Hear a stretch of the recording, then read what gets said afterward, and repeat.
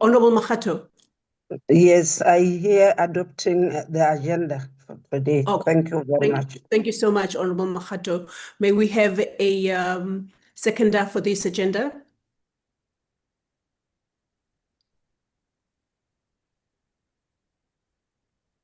By any member of the... Thank you, Chairperson. Good morning. Morning, Honorable Murray. I'll second the Chairperson. Okay, thank you so much. Your network sounds like it's a bit weak there, but hopefully it will carry you through the meeting. Thank you so much for seconding the adoption of the agenda, honorable members. We then will again greet and welcome the Honorable Deputy Minister and hand over to you, sir, to address us. Thanks.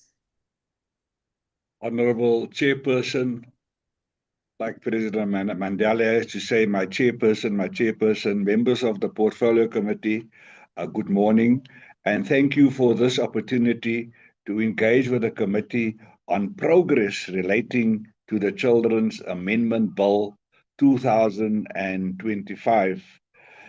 As you know, Honorable Chair, DSD launched the 2026 Child Protection Month in Idumbi on the 3rd of May 2026 in KZN under the theme Working Together in Ending Violence Against Children. I looked at the National Child Protection Register, and from the first to the third quarter stats for 2025-2026 financial year shows that 8,984 cases of child abuse, with 3,258 sexual abuse cases, and 199 for statutory rape. So we are putting a lot of emphasis to try and combat statutory rape as we go forward. The protection and promotion of children's rights remain a constitutional obligation and a moral imperative for our government. The Children's Amendment Bill 2025 is a critical instrument to strengthen our child protection system and ensure that our legislative framework remains responsive to the evolving needs and realities of children in South Africa. Honorable Chairperson, the bill before the committee has undergone a careful and deliberate process, particularly following its referral back by the 7th Parliament to enable further consideration of matters raised during previous public hearings. The Department approached this process with the necessary seriousness, diligence, and sensitivity. As you know, government does not agree with many NGOs about the baby boxes. However, we are engaging, and it is a sensitive matter, but we'll possibly hear more about that.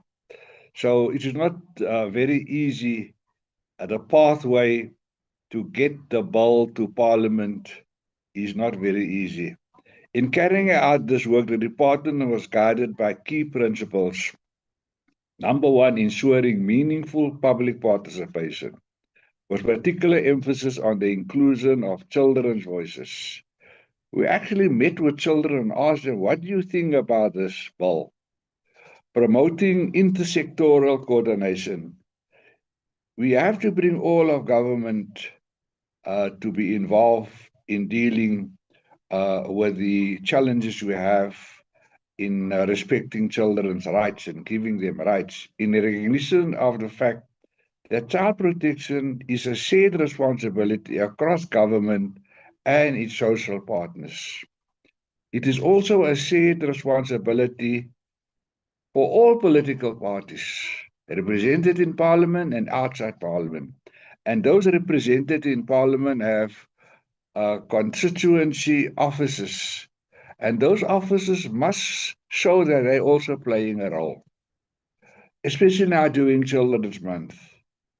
Every member of Parliament has a constituency office, and it is only right to appeal to them to have at least one event to advance Children's Month. Chairperson, we value the role of the committee not only as a legislative body, but as a strategic partner in strengthening the child's protection architecture.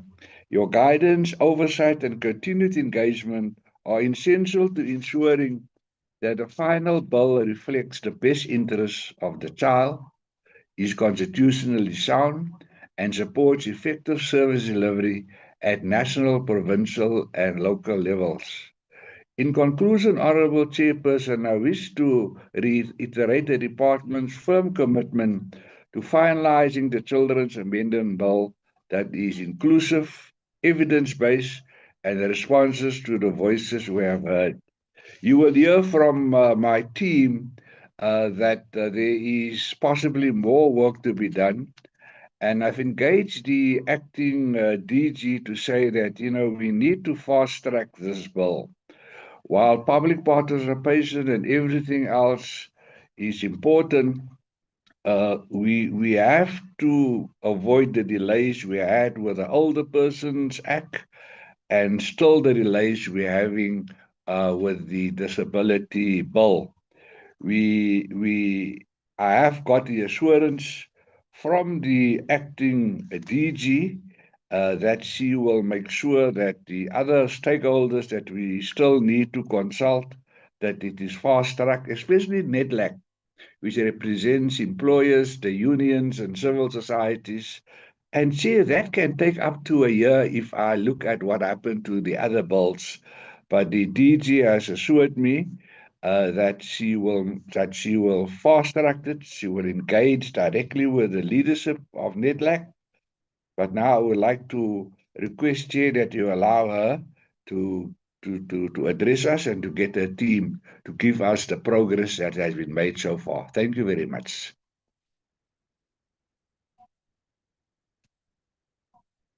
Chair, Thank I you am so done. much. Thank you so much, Honourable Deputy Minister, for that. And just giving us that overview. I will, and also for stating that it was a referral back from Parliament, and assurances were given even at that time that this bill will be fast-tracked as much as possible, because it was a bill that it was, if I can call it, the parts, the clauses of the bill were left behind when the foster care sections of the bill were passed into a bill to make sure that we don't fall foul with the Gauteng North High Court. So I will hand over then to the department to take us through the briefing. Thank you so much.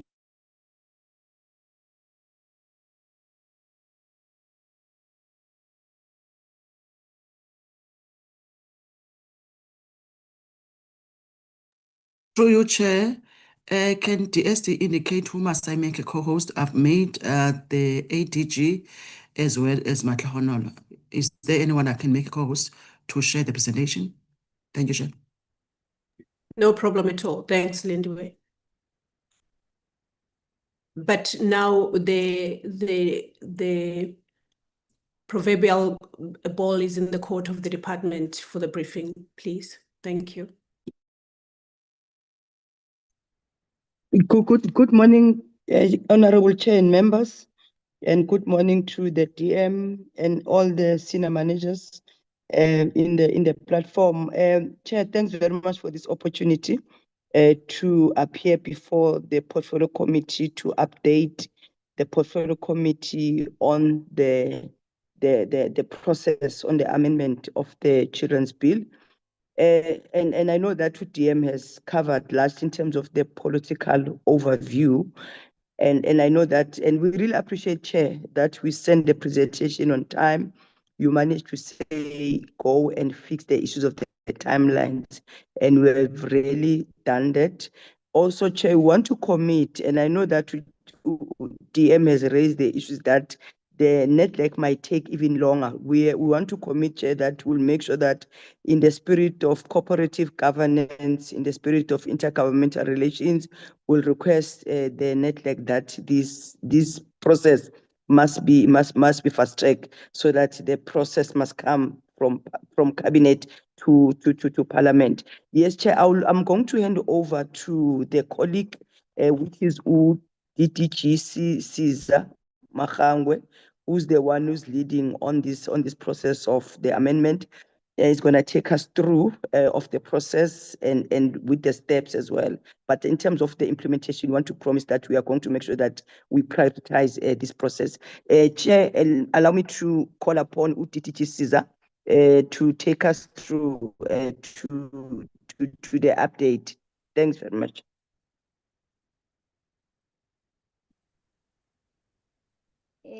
Thank you, ADG, and thank you, Honorable DM. Good morning, Honorable Chairperson and Honorable members of Portfolio Committee.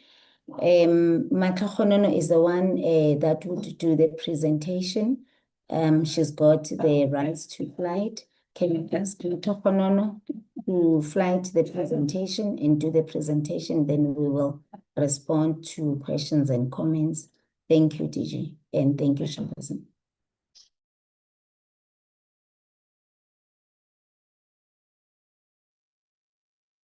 Thank you, DDG. Thank you, DG and Deputy Minister. Good morning, Chairperson, Honorable Chairperson, and Honorable members. I would just like to check if the presentation is showing. My name is Matlakgonono Sebopela. Thank you, Ms. Matlakgonono. The presentation can be seen, but are you going to at least show us your face, and then if you are struggling with your bandwidth, then switch it off again, please? Thanks.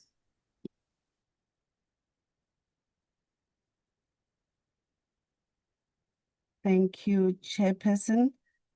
I'll show my face briefly and switch off the camera.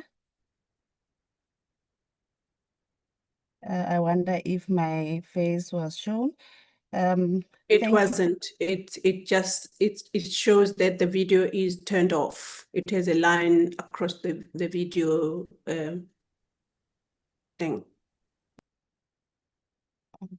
Okay, I think I'm struggling with that because I'm driving. My sincere apology, Honorable Chairperson. If I may be allowed to proceed with the presentation. May I please be indulged? I'm struggling to switch on the video. Please proceed, ma'am. Thank you very much, Honorable Chairperson. Honorable Chairperson and honorable members, the purpose of the presentation is to provide an update on the Children's Amendment Bill.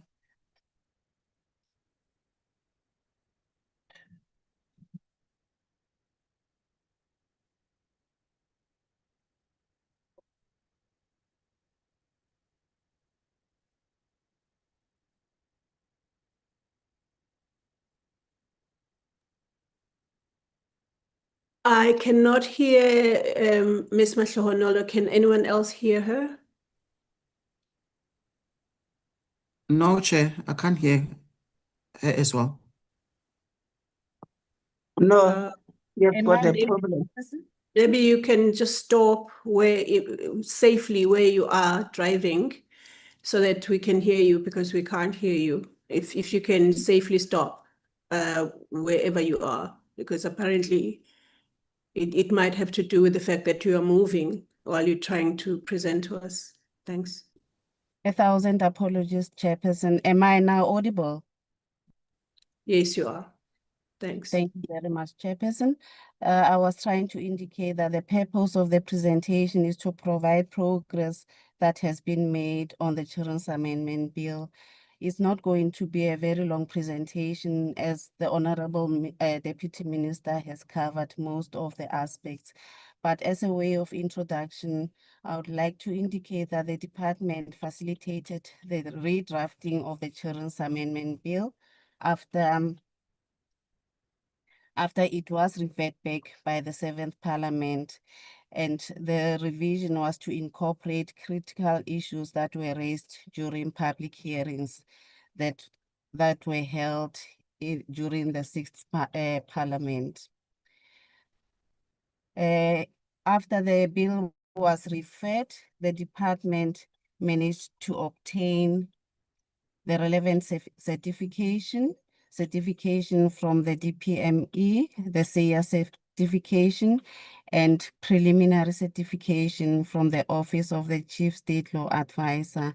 And the bill was also presented to relevant DG clusters for approval to submit it to Cabinet.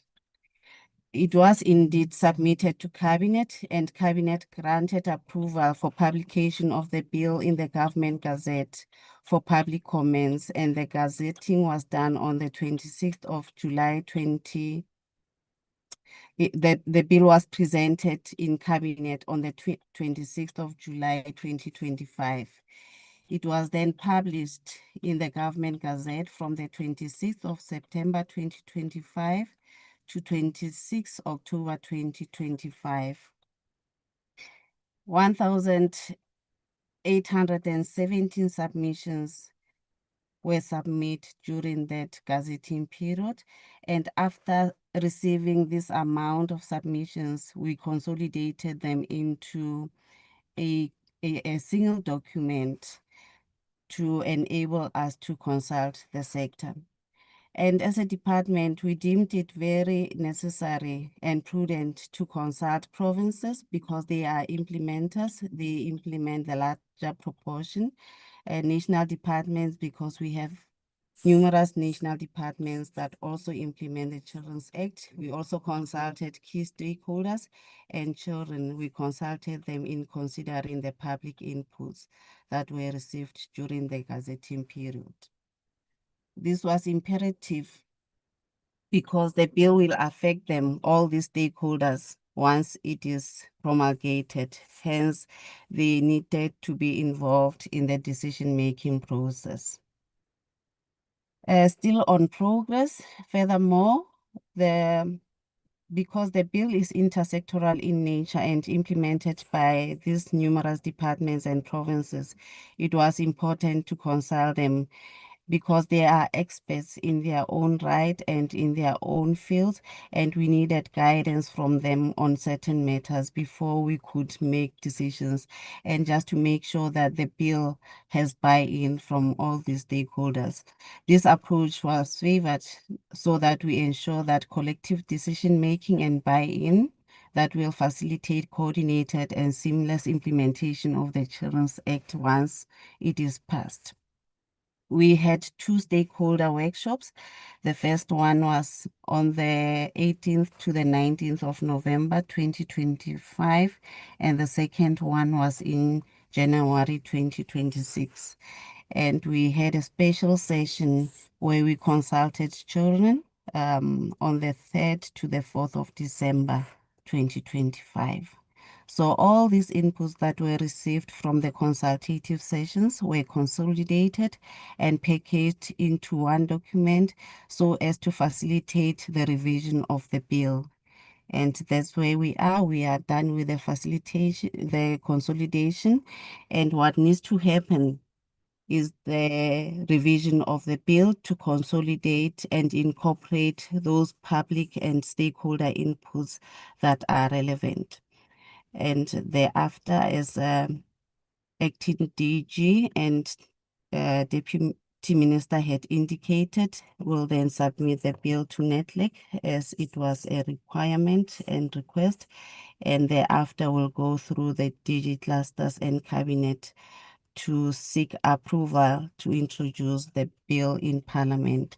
So with the revision of the bill, we intend to finish the revision by the 10th of June and submission to NETLEC. As it was indicated, we would like to fast track the process, and we foresee to be done by the 31st of July and before the end of the financial year, but we'll try to fast track this process and ensure that by the 31st of March 2027, well before then, the bill is introduced in Parliament. And that would take me towards the end of the presentation and make a recommendation that the committee takes note of the progress that has been made towards the reintroduction of the Children's Amendment Bill in Parliament. And I think I'll end here, and thank you very much, Honorable Chairperson, members, Honorable Deputy Minister, and Acting DG and Executive of the Department. Thank you so much. Thank you, Ms. Matlonolo, for that presentation. Before I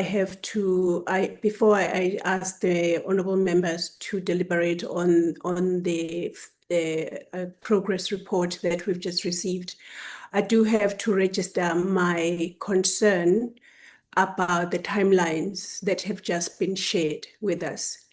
Because although I don't have the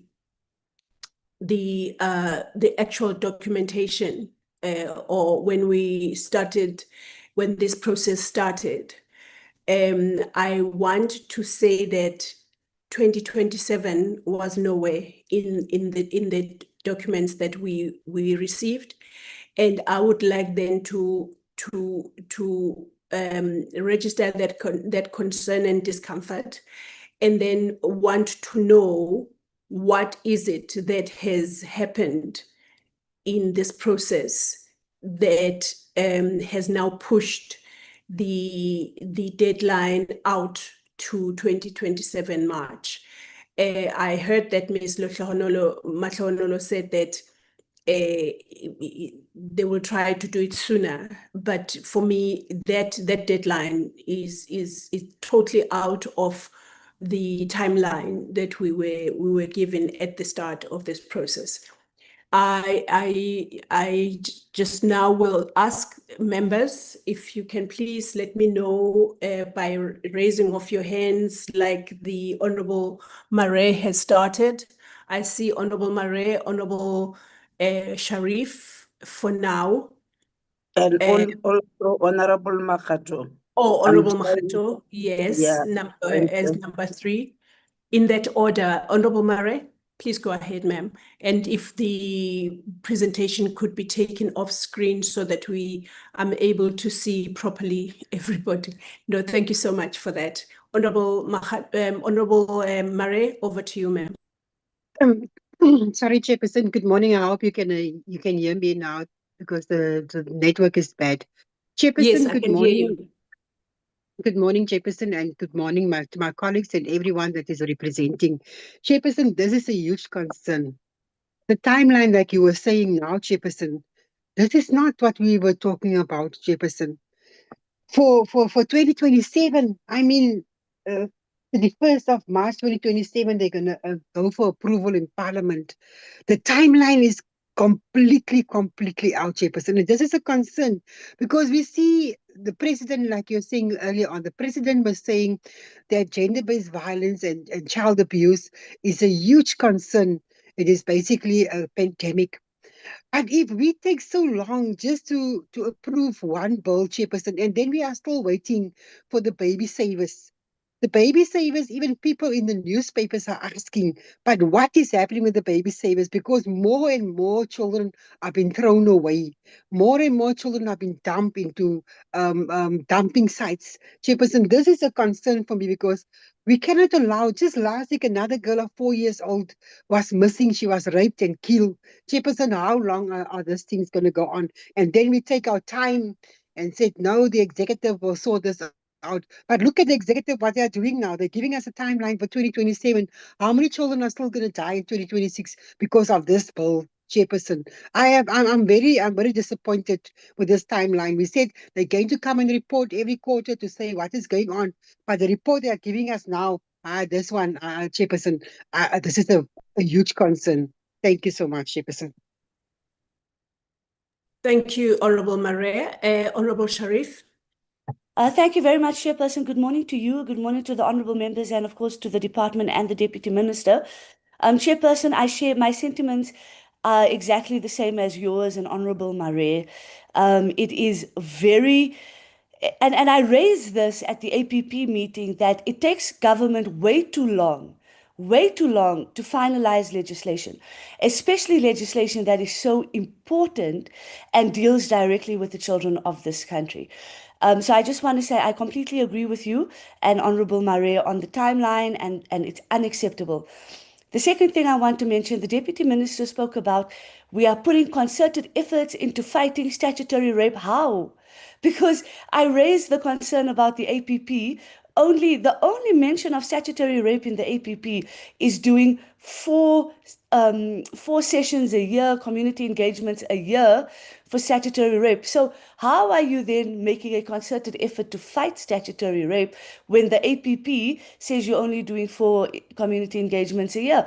What else? Maybe it was missed in the APP. Maybe the Deputy Minister has his own projects. Maybe he can enlighten us on what else is the department doing, or at least his office, to fight against statutory rape. My third point is I agree with Honorable Maria. I think personally I have a different view on baby savers than government does. Baby savers is an important aspect of keeping children safe. Like Honorable Maria says, too many kids are being thrown away and they need to be in a safe space. So we obviously have either it's an ideological difference or it's a principle difference, but there's a clear difference in terms of how government views baby savers and how some members, including myself, view it on this portfolio committee. So I just wanted to make that known. Chair, the last point is, and I say this with all due respect, Chairperson, please take it from the place that it's coming from. It's not something to be mean, and I'm not trying to be mean. I'm just trying to give some critical analysis. To the department, we read these presentations. We read the reports you sent to us. So when you come and give a presentation, please don't read word for word on the presentation. We've read it already. Sometimes the presentation is there just as a guide so that you from the department can give us more information that we don't necessarily have. So that's just a point, Chairperson, that I'd like to raise. It just really kills my soul when a presenter reads word for word from the presentation. It feels like a waste of my time because I've already read it word for word. Chair, I'll leave it at that because the presentation didn't tell us much. I don't have too many questions around it, just that it's taking too long. And maybe, Chair, we can find out about the public engagement with the children, because I think that's really interesting. They say they spoke to kids about it. I'd love to know more. Who were these children? How did they get invited? Where was this engagement done? Because I think it's a good idea, and I'd just like to know more about it. Thank you, Chair. Thank you, Honorable Sharif. I will now go over to the Honorable Makhato. I have recognized your hand, Honorable Msweni. Thank you very much, Chairperson. Greetings to the Deputy Minister, all officials, and also all honorable members who are here. I just want to start by saying I do understand the steps highlighted here, and I agree on the steps highlighted, but I just want to take a note and also the progress of the recommendation. What I want to say here is that the officials must make sure that things are going in order. So I just want to have some questions on the officials concerning the financial capacity implementation. What are the full fiscal implications of the implementing the amended legislation, and has National Treasury provided concurrence on funding availability? So I think they will respond on that one. And again, has the department conducted a formal implementation readiness assessment?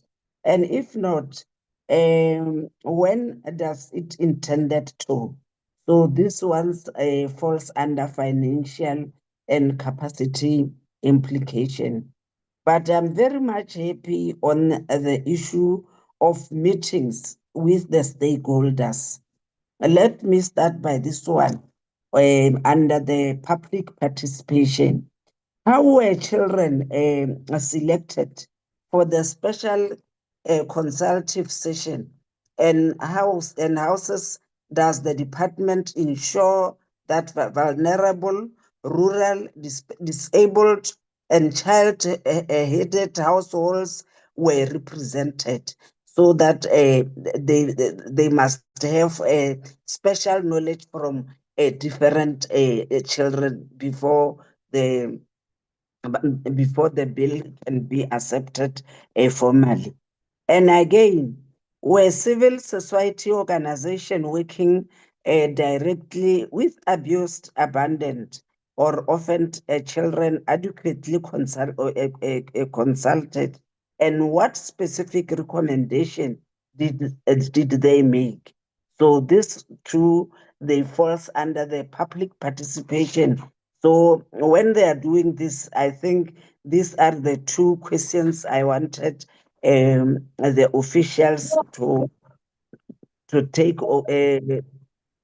Come again? Somebody is talking. Okay. No, Honorable Makgato, I haven't heard anyone. It must be in the background somewhere. Thank you very much. I need the officials to take note of these two questions. And then the last two questions is the one on intergovernmental coordination. Since the bill is described as highlighted intersectional, intersectoral, which department raised concerns during consultations, and what were these concerns, so that we can hear the concerns from different people? Then the last one, Chairperson, has National Economic Development and Labor Council engaged already been informally united, and what risk exists if it raises measure objections? So those are some of the questions I tried to come with them, so that the officials maybe they can give us answers on this. Thank you very much, Chairperson. Thank you, Honorable Makgato, for that. I will now hand over to the Honorable Bishop Mtsweni. Over to you, ma'am. I recognized your hand, Honorable Tafeni. You will be next. Thanks. Sihlalo ngiyabingelela ekseni siyabonga kakhulu ngaleli thuba, siyabonga futhi nange-update. Nginesikhalo sihlalo wami ohloniphekayo esebesibekile oza kwethu. Nginombuzo sihlalo othi laba abasenzela le police banakho yini emqondweni ukuthi kunenkinga, and inkinga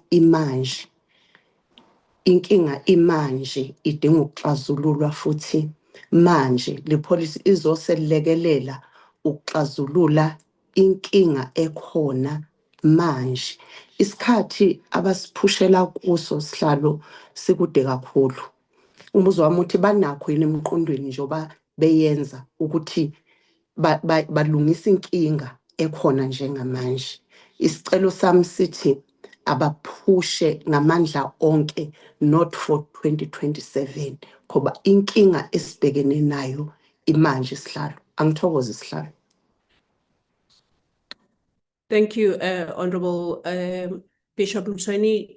Just for the benefit of the colleagues and the stakeholders on the meeting that may not have understood what the Honorable Bishop is saying, she wants to thank the department for the presentation and the update, and but she wants to just voice her concern about and find out if those that are working on this bill are aware and mindful of the existential problem that we are having at the moment.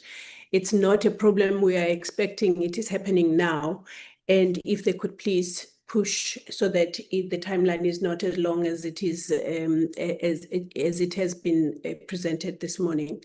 Thank you so much. Honorable Tafeni.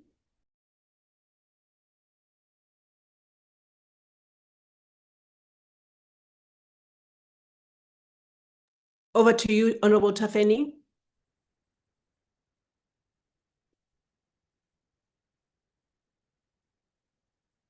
Honorable Tafeni, you are muted. If you could please just unmute yourself and take over. Honorable Mtsweni, if you could please just take your hand off now.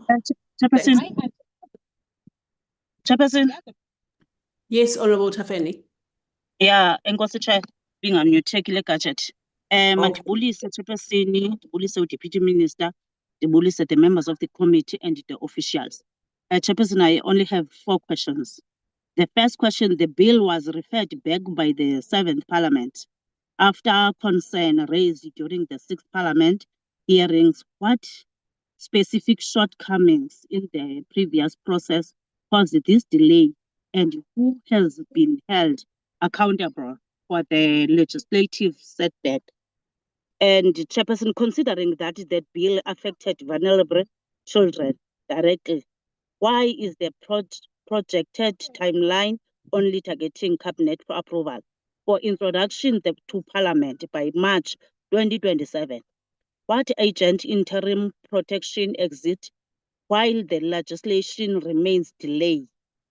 And also, can the department provide the committee with a clause-by-clause summary of what changes were made after the 1817 public submission were received?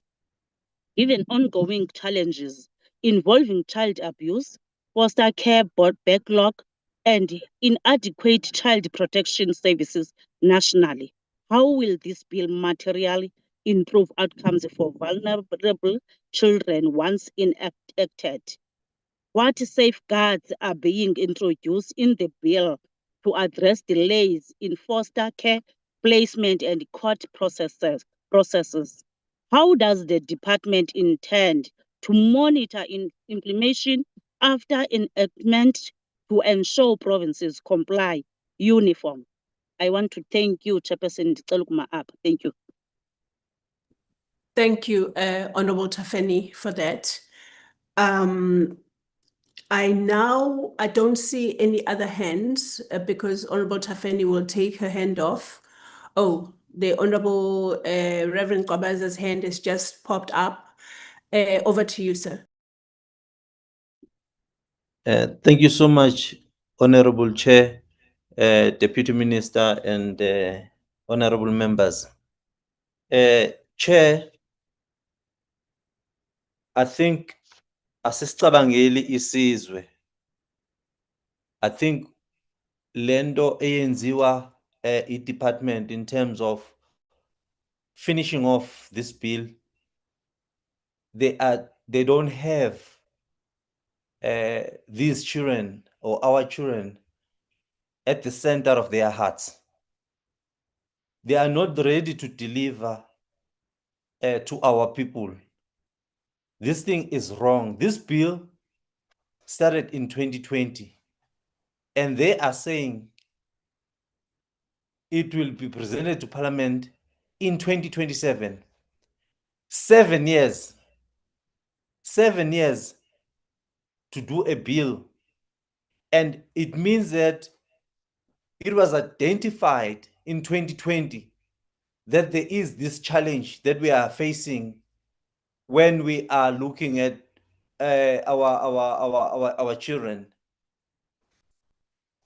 And now we are taking so long to finish off the bill.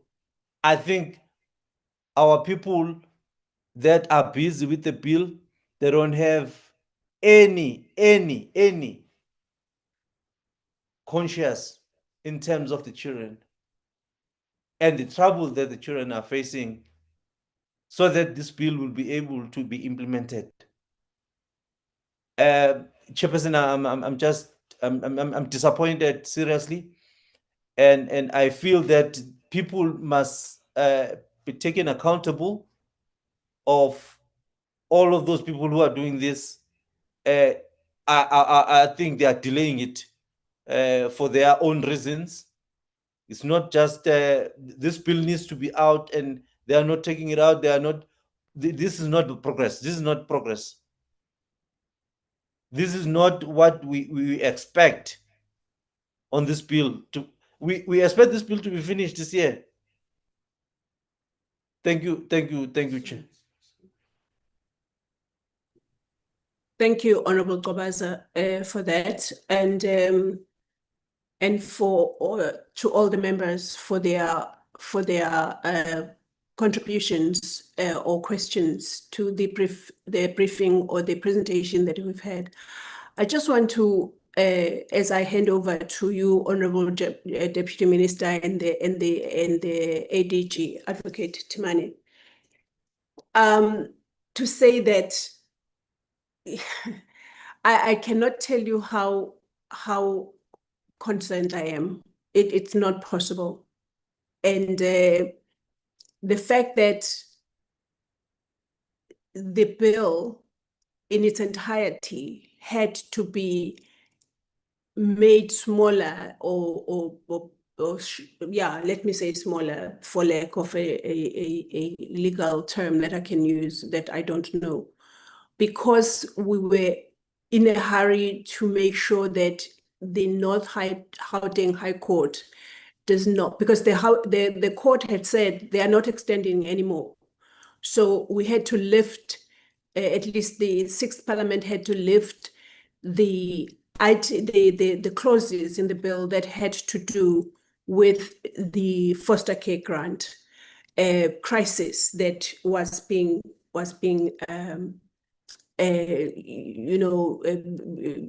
regularized or normalized or whatever the right thing to say there.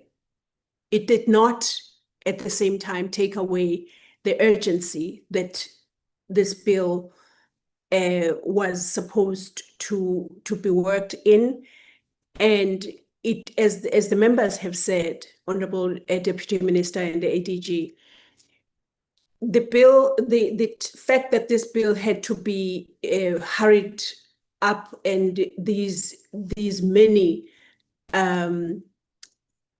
clauses had to be left behind did not take away the fact that the challenges that are and the crisis, in fact, in the children's sector it did not make it go away. Those challenges still exist, as one of the honorable members or all the honorable members in many ways have articulated.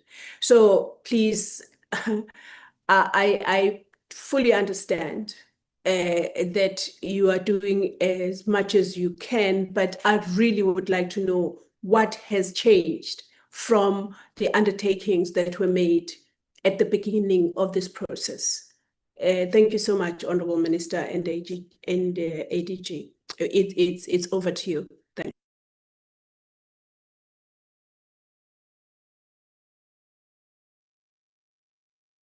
you. Thank you very much, Honorable Chair. Honorable Chair, as you know, the deadline for submissions was the 26th of October last year, about 5 to 6 months ago. And we received 1,815 submissions.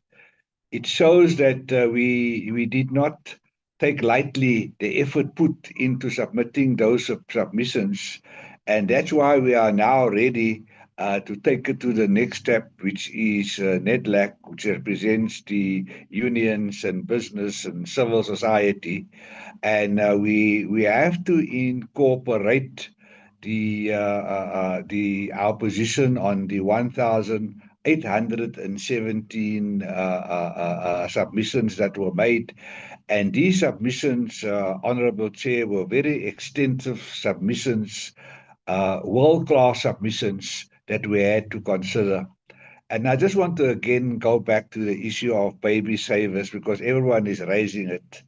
Government's position is still that there is differences of opinion in the social sector about the baby savers project. Government's position still remains, as I speak, that there are alternatives to that. So that is just an example of some of the issues that we have to resolve, and there are many, many more. I'm not a content expert, so I can't list all of them. But we understand that the need for fast tracking. I engaged the acting DG last night extensively on my concerns about the delays and the urgency to address many of the clauses. We heard that the courts identified foster care, and I'm sure that other NGOs and others involved in the social sector may also have issues like we heard about statutory rape.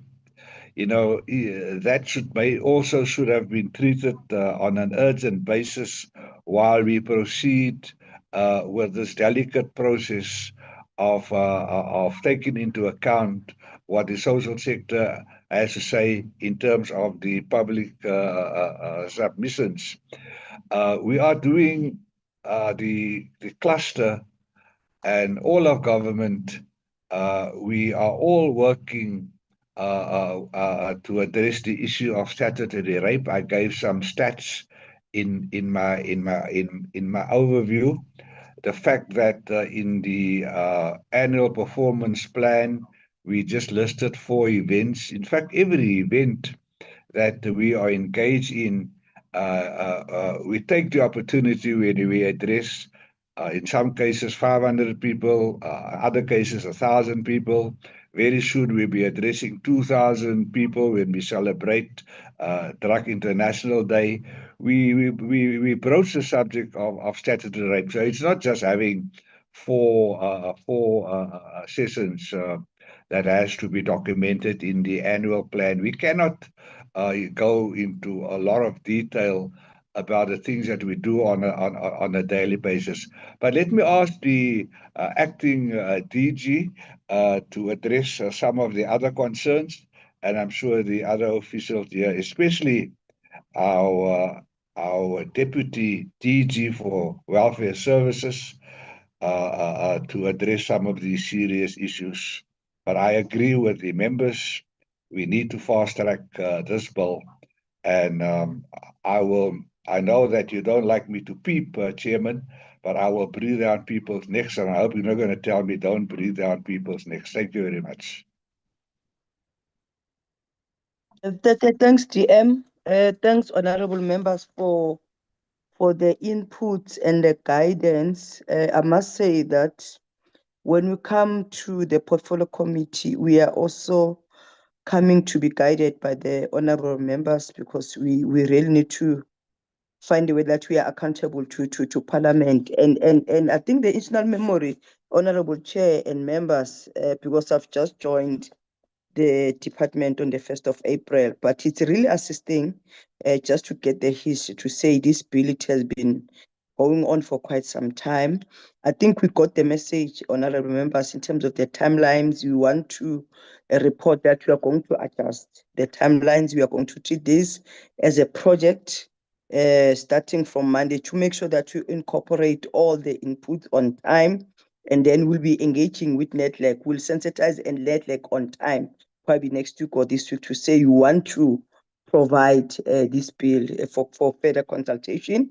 And we also want to promise that because of the inputs that we have received, we are going to make sure that we do everything not later than the end of Q4 of 2026, because I think I hear the cry, and it makes sense, honorable members, because the issues of children's, they are very, very sensitive. And as we know that even the president has declared or classified the issues of gender-based violence. It tells you that it is a serious issue in our country, and we may not even drag our feet when coming to these issues. We need to be very, very sensitive. We are dealing with the children, and the children, they are a vulnerable group. They need to be protected. Maybe on the issue that have been raised by honorable members on the statutory rape, to say the APP, I think only spoke about awareness only. Maybe let me just make my input on that one. I had convened a session for 2 days. It was a strategic session, which of the all head of departments, HSDS, in different provinces. We already invited other key stakeholders, your Transnet Foundation, your Rainwater, the foundation largely, so that we can discuss the issue, because their vision also, they are for uplifting the communities. So we want to make sure that we strengthen on the issues of collaboration and the integration. Why I'm raising that, honorable members, we had also invited DTG Shoki, who's the DTG from the Department of Women, Youth and Persons with Disability. As you know that there's an interministerial a cluster on or committee on issues of GBV, which is chaired by Minister Chikunga at Department of Women, co-chaired by our minister. One of the resolution of the session that we had of head of department last week was that we really need to prioritize part of GBVF. Want to prioritize the issues of statutory rape, because it is a serious problem in our country, and the numbers are really telling to say there is a challenge. And we have since resolved to say, accept the awareness. We want to strengthen the issues of protocols, because it seems as if those who are dealing with children, they may not be conversant about all the protocols, to say when the child comes to SASA at the age of 10, 11, a SASA official must be very sensitive to say there is no way that this person will just come and require grant. It means it is a statutory rape because of the age. The age will tell you that it is a statutory rape. Even in hospitals, when you see babies around December celebration, but the key question is how old are those children? It is a statutory rape. So we want to strengthen the issues of protocol, and we have since given that to DTG Caesar, who's in this platform, and DTG Shoki and Department of Justice, to work on the protocol, so that we make sure that we capacitate everyone who deals with children, including the civil society, the faith-based, the traditional leadership, the tutuzelas, the rape crisis center, everyone, so that everyone must know, including in government. I thought, let me just respond, and it's one of the issues that we'll be tracking as head of department in all provinces. I thought, let me just mention, because it's one of the resolutions that we have taken last week during the session with HOTs in provinces. And then I think on the issue of the children that have been consulted, the colleagues will respond, because I think the honorable members need more information to say if they were organizations that were consulted, who are these organizations. I think colleagues who are here, they'll share the information. I think the issue that has been raised by the honorable member on the issues of the capacity and the financial aspect of things, as you know that in any government, if there's any project or any work, you need to make sure that you budget accordingly. But basically, it's on the operational budget, because it's not a capital budget where we'll be expecting department to reallocate the funds so that they can prioritize this bill, or maybe the implementation of it, if it has not, after it has been promulgated. So I think you will be monitoring, because I think what is more important as well is about, we need to monitor how we are faring on the implementation of this bill, because the question will be, sometimes we have many laws in the country, on to find that in terms of the implementation, we seem not to be doing well, and people will still contravene the laws that are there. I think the monitoring and evaluation is very important, but I think the colleagues are going to maybe strengthen that part. I think the other issue that we have noted, honorable members, maybe we need to also capacitate the colleagues as they come to portfolio committee, even in cabinet, because I know the president will tell people and say, we have read the presentation, talk through the presentation. I think we are noting that, so that colleagues, they just talk through the presentation rather than maybe going word by word. I think the colleagues who are here, honorable chair and members and DM, they may want to make their input, but we take the guidance. It's a very sensitive matter. We need to work very, very hard and treat it as a project and also engage. And I was telling DM to say the fortunate part, the person who's an executive director for Netleg, it's somebody that I've worked with. So it will be easy to say, colleague, can you just prioritize this issue, because it's a very sensitive matter in our country. So maybe through you, Chair and DM, can I allow DTG Caesar to make an input followed by the presenter?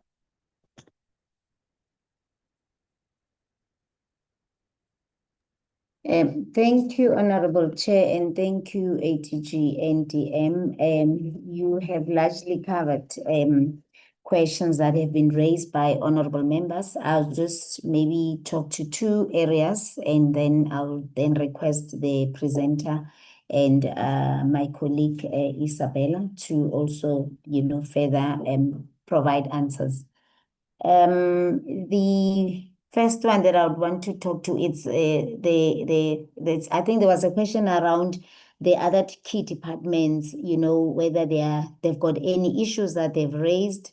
Are they supporting the process? I just want to assure the honorable members that all the key departments, they have been part of the consultative process. They are supporting the bill because it does talk to their mandates, and even the bill is very clear in terms of the roles that they have assigned to each and every department responsible, and they've accepted those roles. So you would not have challenges when it comes to implementation. Then the second issue was around financial implications of this bill. Yes, the bill, we are continuously costing the bill, and each and every department that is mandated to provide services, they are also doing their costing.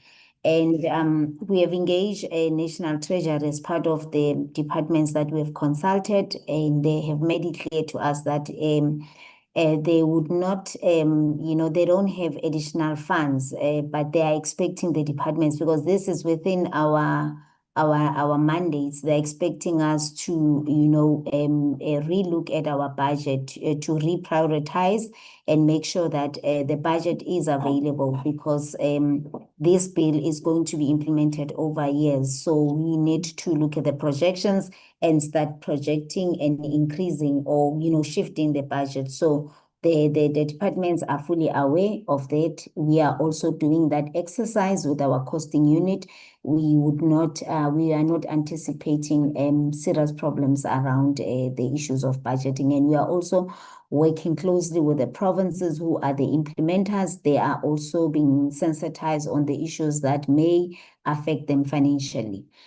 And then the other issue was on the stakeholder called National Economic Council. They were not individually consulted, but they are part of the Netleg group. The Netleg group, Netleg is divided into many committees. There's a subcommittee on economic, there's a subcommittee on community, there's a subcommittee on, various areas. So we are, as we are saying, that we have budgeted about ±3 months to engage Netleg and with their subcommittees to deal with clause by clause. So through that process, we should be able to do so. But we are noting them in case they are not participating at Netleg. We will ensure that they are part and parcel of the further consultation. Then the issue of, I think the other issues, let me ask Matlohonono to respond to issues of the criteria that we've used, or children that we have engaged, because we do have structures on the ground that represent children. We do have child ambassadors. We do have interest groups that are working on these matters that are representing children and children themselves. So because they are the ones that were facilitating those engagement, I would like you, Matlohonono, to respond on the issues that we're able to respond, including the engagement of children, as well as the stakeholders, specific stakeholders that were consulted. Then you'll bring it back to us and see if there's still any other question that we still need to respond. Thank you. Thank you, DDG. Yes, thank you so much for the opportunity. I'll respond to the issue of how we involved children. Yes, you are quite right. we do have structures in provinces where children elect their provincial representatives. And in the build-up to the national workshop, the provinces arranged their own consultative sessions with children, and the children that were nominated to come to the national session were elected by their peers in the provinces. So we had representatives from all provinces, and in their provincial consultations, they were requested to consult the different categories of children, including children with disabilities, children with special needs, children from child-headed households, children from childcare facilities, child and youth care centers, those who access drop-in centers, those who have been adopted, children in foster care. They involve different categories of children, and they came to the national workshop with their provincial mandates. And in the provincial workshop, we also had representatives from the child and youth care centers. So the consultation with children was coordinated from the provinces up to the national platform. And the national workshop was held centrally in Gauteng because it's more accessible for children. But we funded all the expenses for that consultative workshop. I think I covered the aspect of how we consulted children. Thank you so much, DDG and Honorable Chairperson. Thank you, Trophy. I would like Madam Lisa to respond to some of the questions through you, Chairperson. Thank you. Thank you very much, DDG. I'm sorry, let me apologize in advance. I'm having flu. Good morning, Chairperson. Good morning, DM. Good morning, honorable members, and good morning, ADG, and the executives in the department. Chair, I would really want to start by appreciating the comments and the questions raised by the members. They're very much important and valuable in assisting us in terms of really trying to improve, when we move forward. I want to just give a context in terms of why this bill took so long. My sincere apology, ma'am. I'm so sorry. I will not say a word hereafter. Just so that I am not seen to be taking sides. We did ask Ms. Matonolo to show her face. It's just respectful to the people that we are meeting to actually show your face and then give your reasons for not being able to stay on video. Thank you so much. Okay, thank you, Chair. I'm sorry about that. This is the thing. Okay. Is it? It's not working. Yeah, We're trying. Was it not this camera?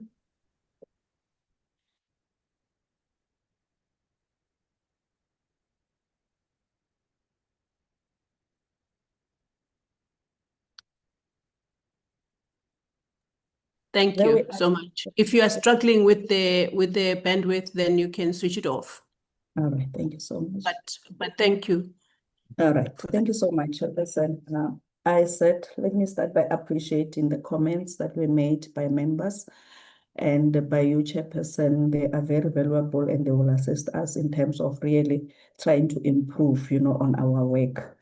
Chairperson, I will only focus on some few areas, and I thought that maybe I must give context to why the delays, in the finalization of this bill. This bill, Chairperson, if you recall very well, it was introduced to Parliament, I think twice, in the 5th and the 6th administration. And due to elections, it lapsed and it was sent back, to the department. And that is why we find ourselves where we are. And if you remember very well, it was a very comprehensive bill that had ECD clauses, and it also had foster care clauses. And ECD migrated to DBE, and the then administration had to remove all the ECD clauses, so that they might be dealt with. by Department of Basic Education. And because we had a crisis pressure in terms of finalizing, the bill on the issue of the foster care. Remember the backlog, the court had ordered us that we must be able, to come up with a comprehensive legal solution. And in that case, we had to amend the Social Assistance Act, and we had to also look at the Children's Act, where we focus on the foster care clauses. The foster care clauses, Chairperson, were given a priority. And if you recall very well, the committee itself, together with NCOP, they worked on the foster care clauses, and hence we passed, the act, the Children's Act number 17 of 2022 was passed, just to cover the issues of the foster care clauses that will assist us in terms of dealing with the foster care backlog. So now we had to look at the remaining clauses, and we called it, at that time, we called it the committee bill, but when it was referred to the department, it was an executive bill. And, because the bill was with Parliament at that time, it had undergone extensive consultation. Remember, the seventh administration or the sixth administration did the public hearings. They went, throughout the country consulting on the bill. Hence, when the seventh administration came, said, let's refer the bill back to the department so that the department can look at those areas, those issues that came out during the public hearings. And that's when the department embarked on the process of looking at the bill, considering the issues. And the issues that were raised, I'm not going to talk about a lot of them. I just want to point only two or three. The first one, it was about the parental rights and responsibilities, where the unmarried fathers felt that, they need to have equal rights as those that are married. And I don't want to get into details because, Chairperson, as I'm talking, we have not revised the bill after we got the public comments, the 1,817. We haven't revised the bill, and we cannot get into the bill itself because I think we'll be putting the cart, before the horse. So once the bill has been revised, Chairperson, we will be able, to get into clause by clause, because now there will be a policy position that has been taken arising from the discussions that were made, emanating from the public, the public comments that were given by the public during the Gazette. So I think I've responded to that, one of the why we cannot provide clause by clause now, and the issue of foster care backlog, but also giving context in terms of where we are. And I want to indicate that we are committed to ensure that we really speed up the process to ensure that we finalize this bill, as soon as possible. And the timelines were affected by the fact that, initially, the issue of NETLEC, we did not think of putting the NETLEC, but we realized later that NETLEC is very much important, and therefore we need to go to NETLEC. And with our experience with NETLEC, we realized that we cannot interfere with their processes. We need to let them, conduct the processes the way they do them. And with the experience we had in the past, with some of the policies we engaged in, the duration took more than 3 months with the engagement. But however, as Acting DG has said, there could be discussions with them in terms of negotiating to ensure that, we shorten the period, and so that this bill can be fast-tracked. The issue of the monitoring implementation, Chairperson, I'm sure we would agree that there's no legislation or policy that can be passed without, coming up with an implementation plan. Firstly, once the bill has been passed, we need to start with the regulations that will operationalize the bill.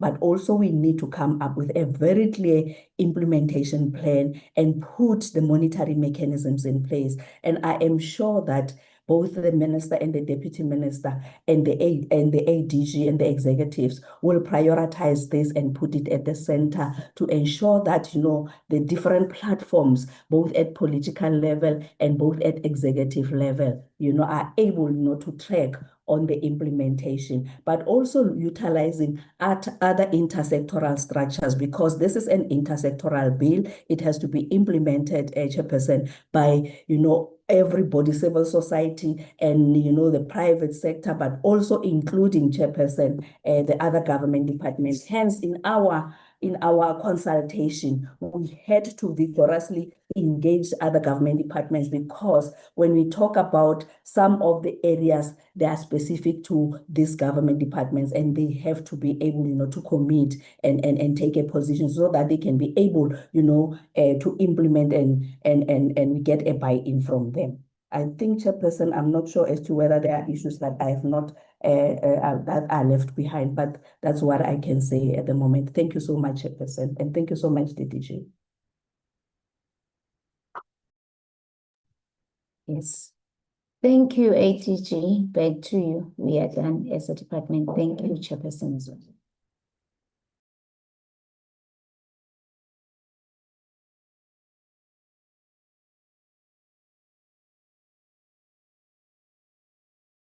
Yeah, thanks. I think I'm sorry, I was unable to unmute myself. Chair, that and honorable members and DM, these are the responses. But I think we have already said it, that we are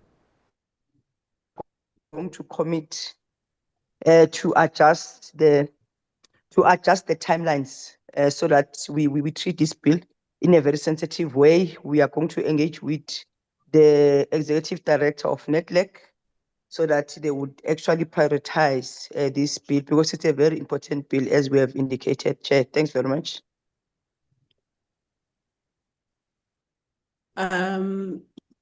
Thank you, ADG, for that, and thank you for acknowledging the concerns by the honourable members, and for at least undertaking to do whatever it is on your side, that we would never want you to compromise, but to do whatever it is that you can do on your side to bring the timelines of this bill closer, other than further in terms of finalization. I will then hand over to the Honourable Deputy Minister if there's anything that he would like to say before we close this matter. Over to you, Honourable Minister. Thank you very much, Honourable Chair. And I'd like to thank the Portfolio Committee members and yourself for your leadership as we fast-track this bill. And we'd like to assure you that this will be one of the top priorities, even a special project in DSD. Thank you for this opportunity to give you a progress report. Thank you, Chair.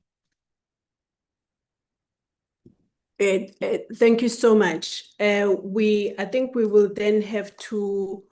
I just want to also thank the ADG again, because obviously this has meant that we get the assurance and the update and context that was given earlier on, because some of the members are not coming from the previous term.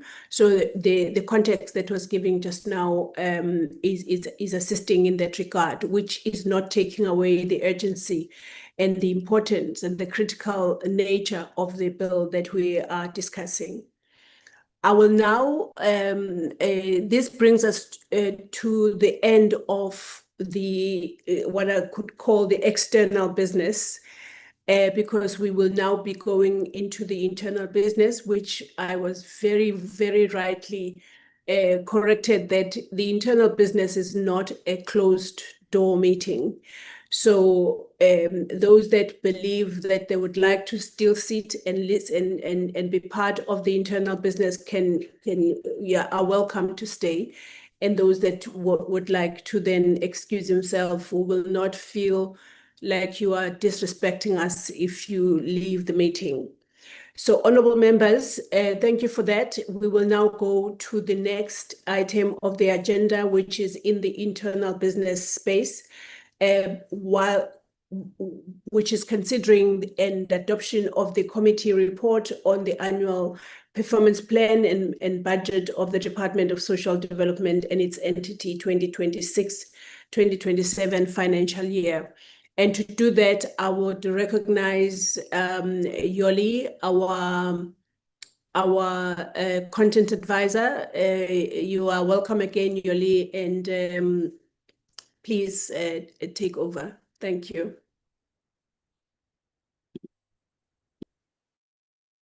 Thank you, Chairperson, and good morning to you. Good morning to the honorable members and to my colleagues. Chair, I am taking cue from the concern that was raised by Honorable Sharif about how we should do our presentations. I know our practice has been that I only focus on the committee deliberations, but I would read word for word even then. But now the report was forwarded to the committee. Should I still read word for word, or should I just maybe summarize what's here? Can I just get assistance, please? Yeah, no, the members of the may I please ask Alpha M if you can switch off your video. I see that you are engaged in some discussion. Alpha M, your video is on. I don't think you want us to see you while you in a meeting where you are. Thank you. So I was just saying that the prevailing tradition in this meeting, in this committee, when we deal with issues that members will have to adopt, and going straight into those, you know, the part where the members have to adopt a report of this nature. In fact, we will have to go through point by point so that members can remind themselves of what they read in the report when they receive it, but also make sure that they take responsibility of the report on the basis of what has been presented to them. So I would ask you to, those parts that we have always read word for word, please go through and do that, unless members want to raise an alternative point on this matter. Honorable members, especially Honorable Sharif. What we've done in the past is that when it comes to deliberations and resolutions and recommendations, we make sure that we go to that point by point, so that when members take a decision to adopt and not adopt a report, it is based on what they have heard here in the meeting, and it has been read out on record for everyone to hear that. Honorable Msweni.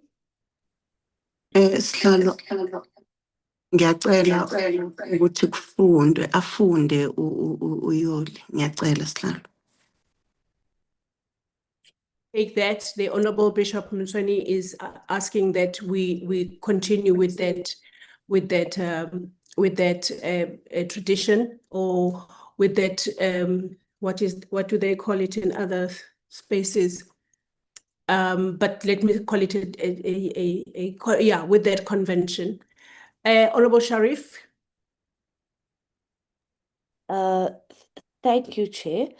Again, this is my first time going through this process with this committee. So I'm happy to take guidance from you. And at the end of the day, who am I to change tradition, right? So thank you, Chair. That is not fair, Honorable Sheriff. Yoli was taking a cue on your comment, which was accepted, in fact, by the department. So she wanted to just clarify. There's no one who am I in this portfolio committee. We all just full members of the committee. So go ahead, Yoli. Okay, thank you so much, Chairperson. Thank you for that guidance.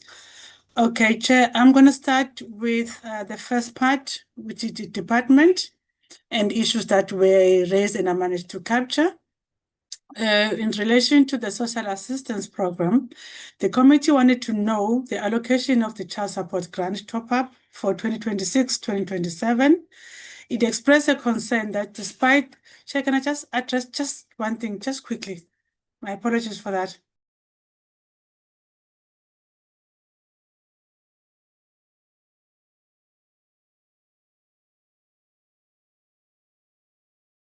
Thank you, Chair. There is neighbors are cutting the grass, so I didn't want the noise to affect it. I hope you can't hear it. The lawnmower. Okay, it's good. Okay, Chair. It expressed a concern that despite the department reporting in 2025-2026 financial year that it trains social workers and other officials on the provisions of the Social Assistance Amendment Act, the Children's Act, and their regulations, some DSD officials still do not understand how this grant can be applied for. The committee also raised a concern that the annual increase of 80 Rand in old age grant was not enough to cover the living expenses of older persons. It also raised a concern that the basic income support is only planned, I should say policy here, is only planned to be finalized in 2029-2030 financial year. What financial assistance will be available to the beneficiaries of this SRD grant when it comes to an end in March 2027? The committee further asked the following questions. Chair, I might just maybe say that after the meeting, there are some questions that were forwarded to Sis Lindiwe, and she did forward them to the department. Maybe she can report if she received anything, but to date, until I forwarded the presentation, most of these questions were still not responded to. Okay, Chair, for example, the question I'm going to list here. The committee further asked the following questions. How will social assistance program contribute to the targeted outcome of poverty reduction and improved household livelihoods? What measures are in place to ensure that basic income support policy translate into sustainable economic outcomes? How will the department ensure efficiency and accuracy in grant administration, noting that there is utilization of digital and manual systems? How will dependency on social grants be reduced through linkages to economic opportunities?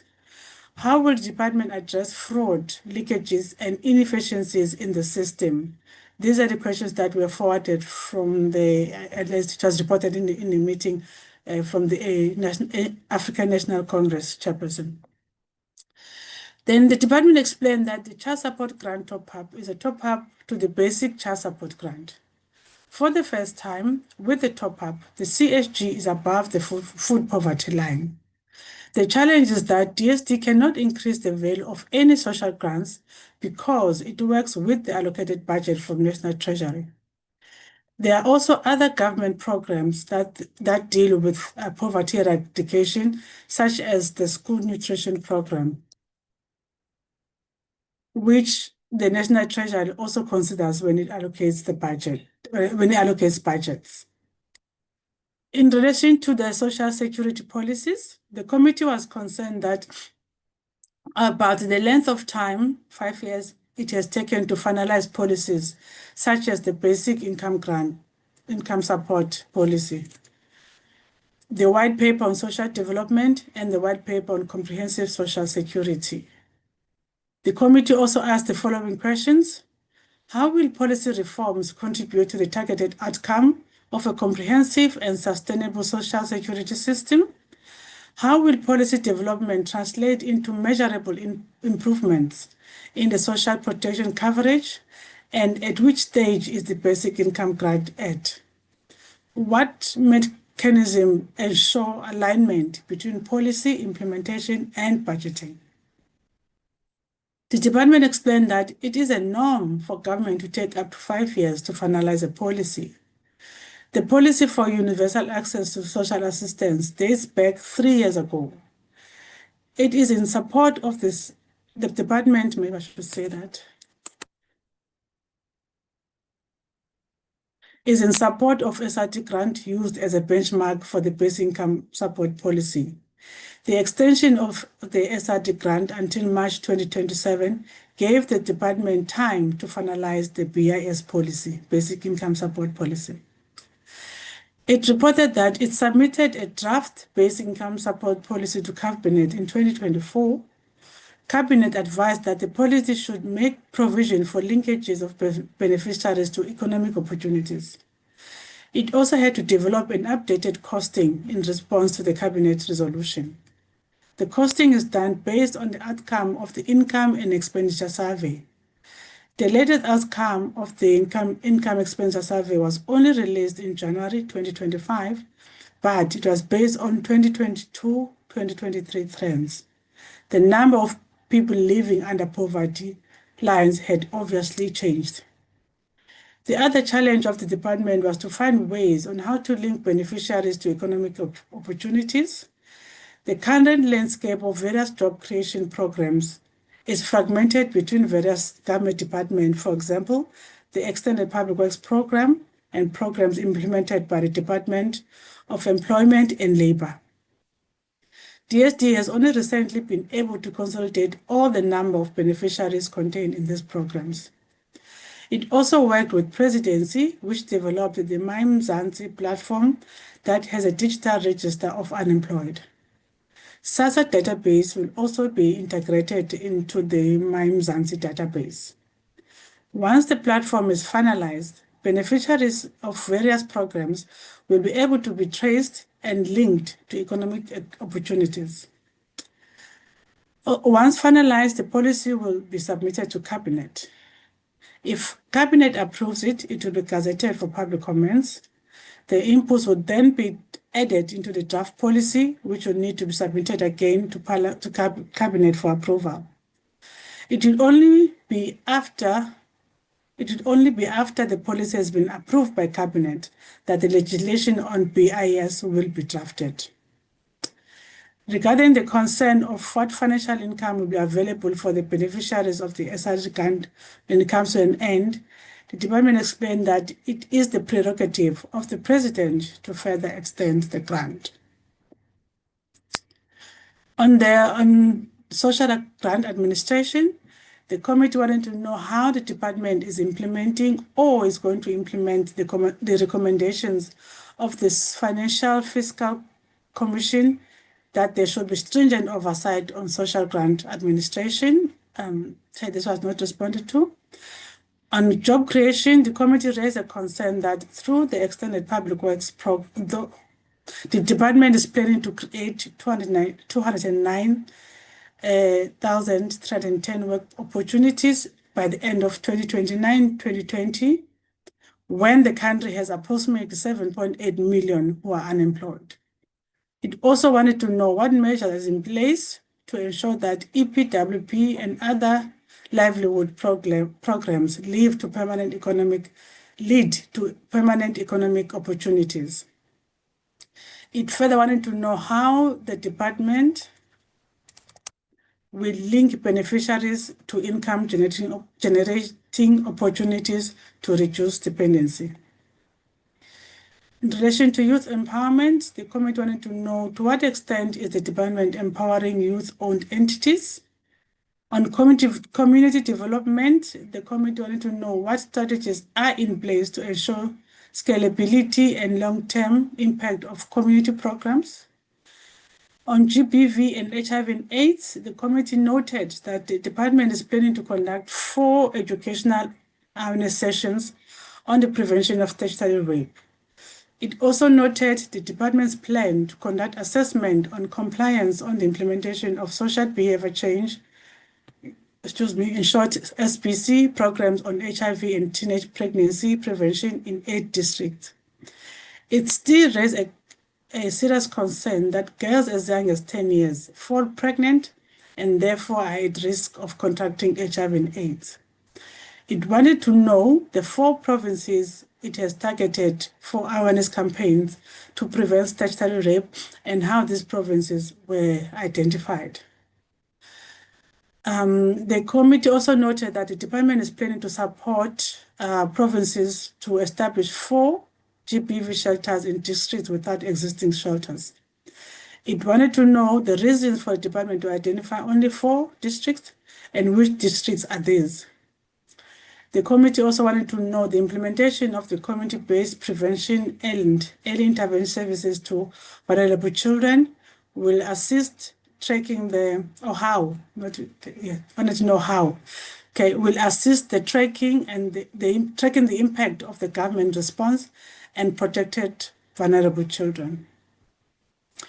It also wanted to know what measures ensure that GBV, child protection, and disability programs result in measurable impact, social impact. It also wanted to know how will the department ensure equitable access to welfare services across provinces amid infrastructural challenges. In relation to services to persons with disability, the committee expressed a concern that children with disabilities continue to be neglected. Many of them cannot access schools. Also, government buildings, including SASA offices, do not have accessible facilities and infrastructure for people with disabilities. And the role of NPOs, the committee further wanted to know how the involvement of NPOs has improved service delivery in welfare services and overcome the budgetary constraints. In relation to the CDA funding, the committee noted and welcomed the additional budget allocation of 9.9 million to the CDA. It, however, wanted to know how the budget would be dispersed and accounted for between DSD and the CDA. On the NDA, consider that the biggest share in Program 5 goes to the NDA. The committee wanted to know how the department is ensuring that there is stability in the agency. The department explained that it commissioned a review of the NDA, including its budget structure. It has been working hard to stabilize its governance and capacity. There is now a permanent CFO. In relation to compensation of employees' budget, the committee expressed a concern that the positions remain vacant for years post-retirement of officials. It wanted to know how the department is planning to fill these vacant positions. In terms of funding and capacity constraints, the committee wanted to know how the department will address capacity and funding challenges in the welfare services. In relation to the intergovernmental relations, the committee expressed a concern about the non-alignment between the national DSD and the provincial DSD in planning and setting priorities, even though provincial budget allocations are appropriated through the national department. The committee explained that the department, actually not a committee. The department explained that the Constitution sets concurrent mandate between the national department and provincial departments. Setting priorities involves a negotiated process through MINMEC. Provinces set their own priorities through the Premier's offices. In the spirit of IGR, different spheres of government blend together. On 7 May 2026, heads of social development sector will meet to discuss common priority areas. In terms of the information communication technology, the committee also raised a concern that in these modern times, the department's digital platforms are outdated, legacy systems are operating in silos, and there's poor connectivity in rural areas. It requested the department to submit a comprehensive report on the state of its ICT platforms and interventions plan to address inefficiencies. The committee wanted to know how ICT, for example, NPO digital system, will improve data integrity and service delivery outcomes. The technical aspect of annual report, the committee expressed a serious concern and disappointment over the poor quality of the report. It contained abbreviations that were not listed in the abbreviations and acronyms. The table of contents contained bookmark errors. Paragraphs were written in different font sizes. The department noted the concern of the committee and undertook to improve the quality of its annual reports in future. Chair, that's how far I managed to capture on deliberations in relation to the APP of the department. Thank you, Chair. I then can take inputs from the members if I omitted some of the things, Chairperson, or their inputs. Thank you, Lindiwe. Honorable members, I should have mentioned this as well in response to the question that Yoli was asking in terms of having to read word for word, that we realized during this deliberation process that some members would raise issues that they would have raised and they would not have been part of the report. So we felt it would be prudent and fair to make sure that this process is done very, very thoroughly, to make sure that whatever it is that could have been missed is either put in or is addressed in terms of whether that's what the members would have said or in that way, or they would have wanted to be rephrased to make sure that their issues were captured as they were given in the committee. The Honorable Ramaila. Thank you, Chair. Good morning. Let me first start with my apology. I had a challenge of connectivity, but I finally managed. You may be aware that when you started the meeting, I was not connected. My apology for that, Chair. I think the report fairly represents the discussions of the day, except where the department hasn't responded, Chair. We remain guided by you as to whether are they going to respond in future and what will be the impact on this report that is supposed to be presented. Thank you, Chair. Thank you, Honorable Ramaila. I actually wanted to wait until I didn't want to disturb Yoli during her presentation, because this is a report that this committee will have to debate on and adopt. If the questions have not been responded to, and I wanted to ask Lindiwe if, although by the time of Yoli preparing this report to come before the committee, the answers or the responses had not been received. I wanted to ask Lindiwe if they have since been received, because that has a very, very serious impact on members then wanting to know what is the status of the report if questions have not been responded to. Lindiwe, do you have any response? Thank you very much, Chair.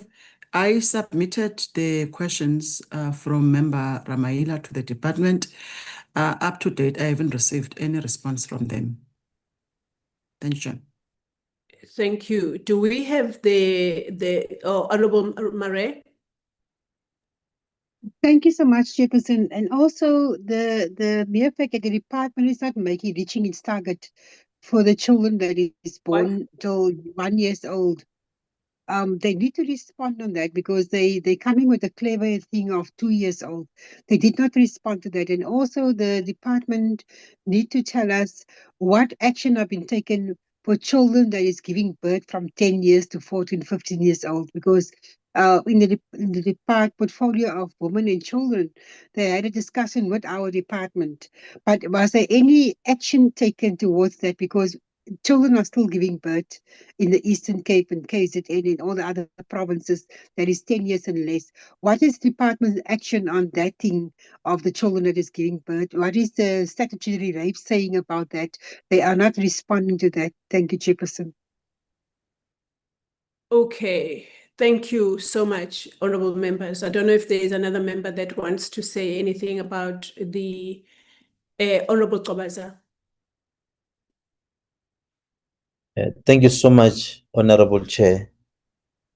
Honorable Chair, I think ever since we came in, Honorable Bishop Mtsweni always speaks about or questions the issue of the pay points in terms of what the department is doing about it.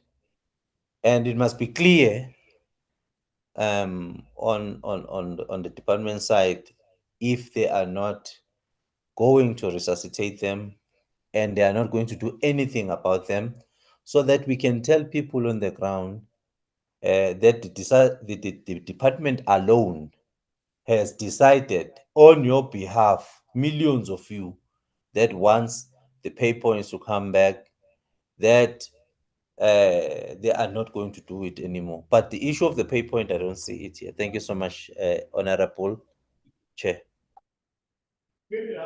Thank you, Honorable Reverend Kobaza.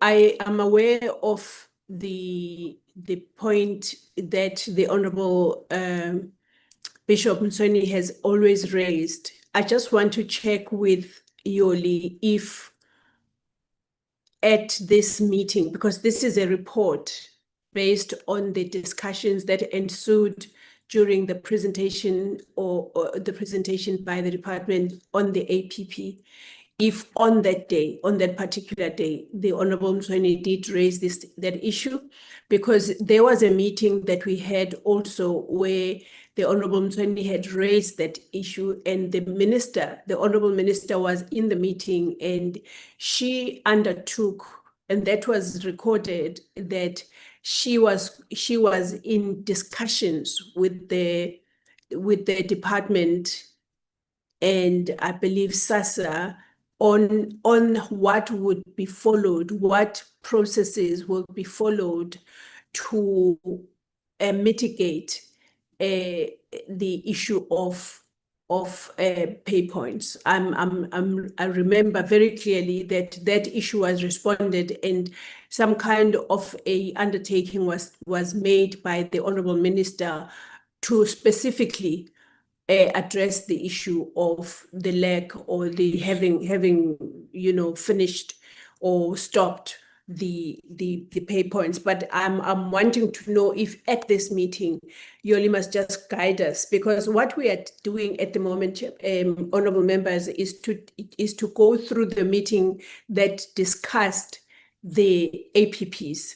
And we are capturing, Yoli at least was capturing every single point of deliberation that was made, and also the responses as they were received. Hence, she was saying before she started that there are questions that had not been answered or responded to by the time she finalized, or at least finalized, the draft that she is now presenting. So, Yoli, did the Honorable Bishop Mtsweni raise the issue of the pay points in this particular meeting? Thank you, Chair. I'm just going to touch on that one and the inputs from Member Murray. Honorable Mtsweni was not in the meeting, but Reverend did raise that point. But it's still coming because it falls under SASA. Okay, awesome. Yes, I actually drafted a recommendation that the members may maybe augment or give a thumbs up or down in relation to that. Okay. Thank you for that, but I want to get to Honorable Sharif. Her hand is up as well. Okay. Thank you very much. Thank you very much, Chairperson, and thank you, Yoli. What you've already presented is really good. Just wanted to make emphasis on the fact, and it was shown again today, that the department taking so long to put together bills and legislation is a massive problem. We just need to maybe reiterate and stress that point. I did mention the BIS bill that takes 5 years, and today honorable members spoke about the Children Amendment Bill, CAB, the CAB taking 7 years. So maybe just to make that a little bit stronger, just to say that this is a very concerning issue for the committee, that legislation is taking too long going through the processes. Thank you, Chair. Okay. No, thank you so much.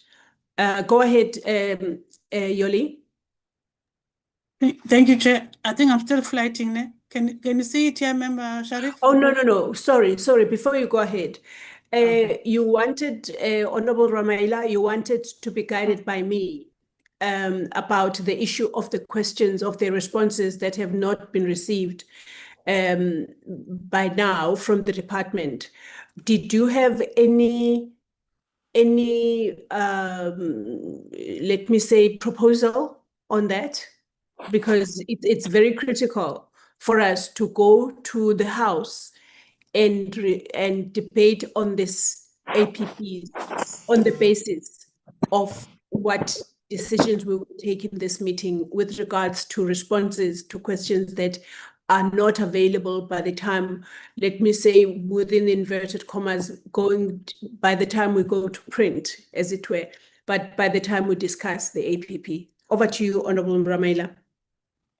Thank you very much, Chair. I thought maybe if the Chair could facilitate that with the Minister to ensure that we receive the responses before the print time, we would appreciate that. Thank you, Chair.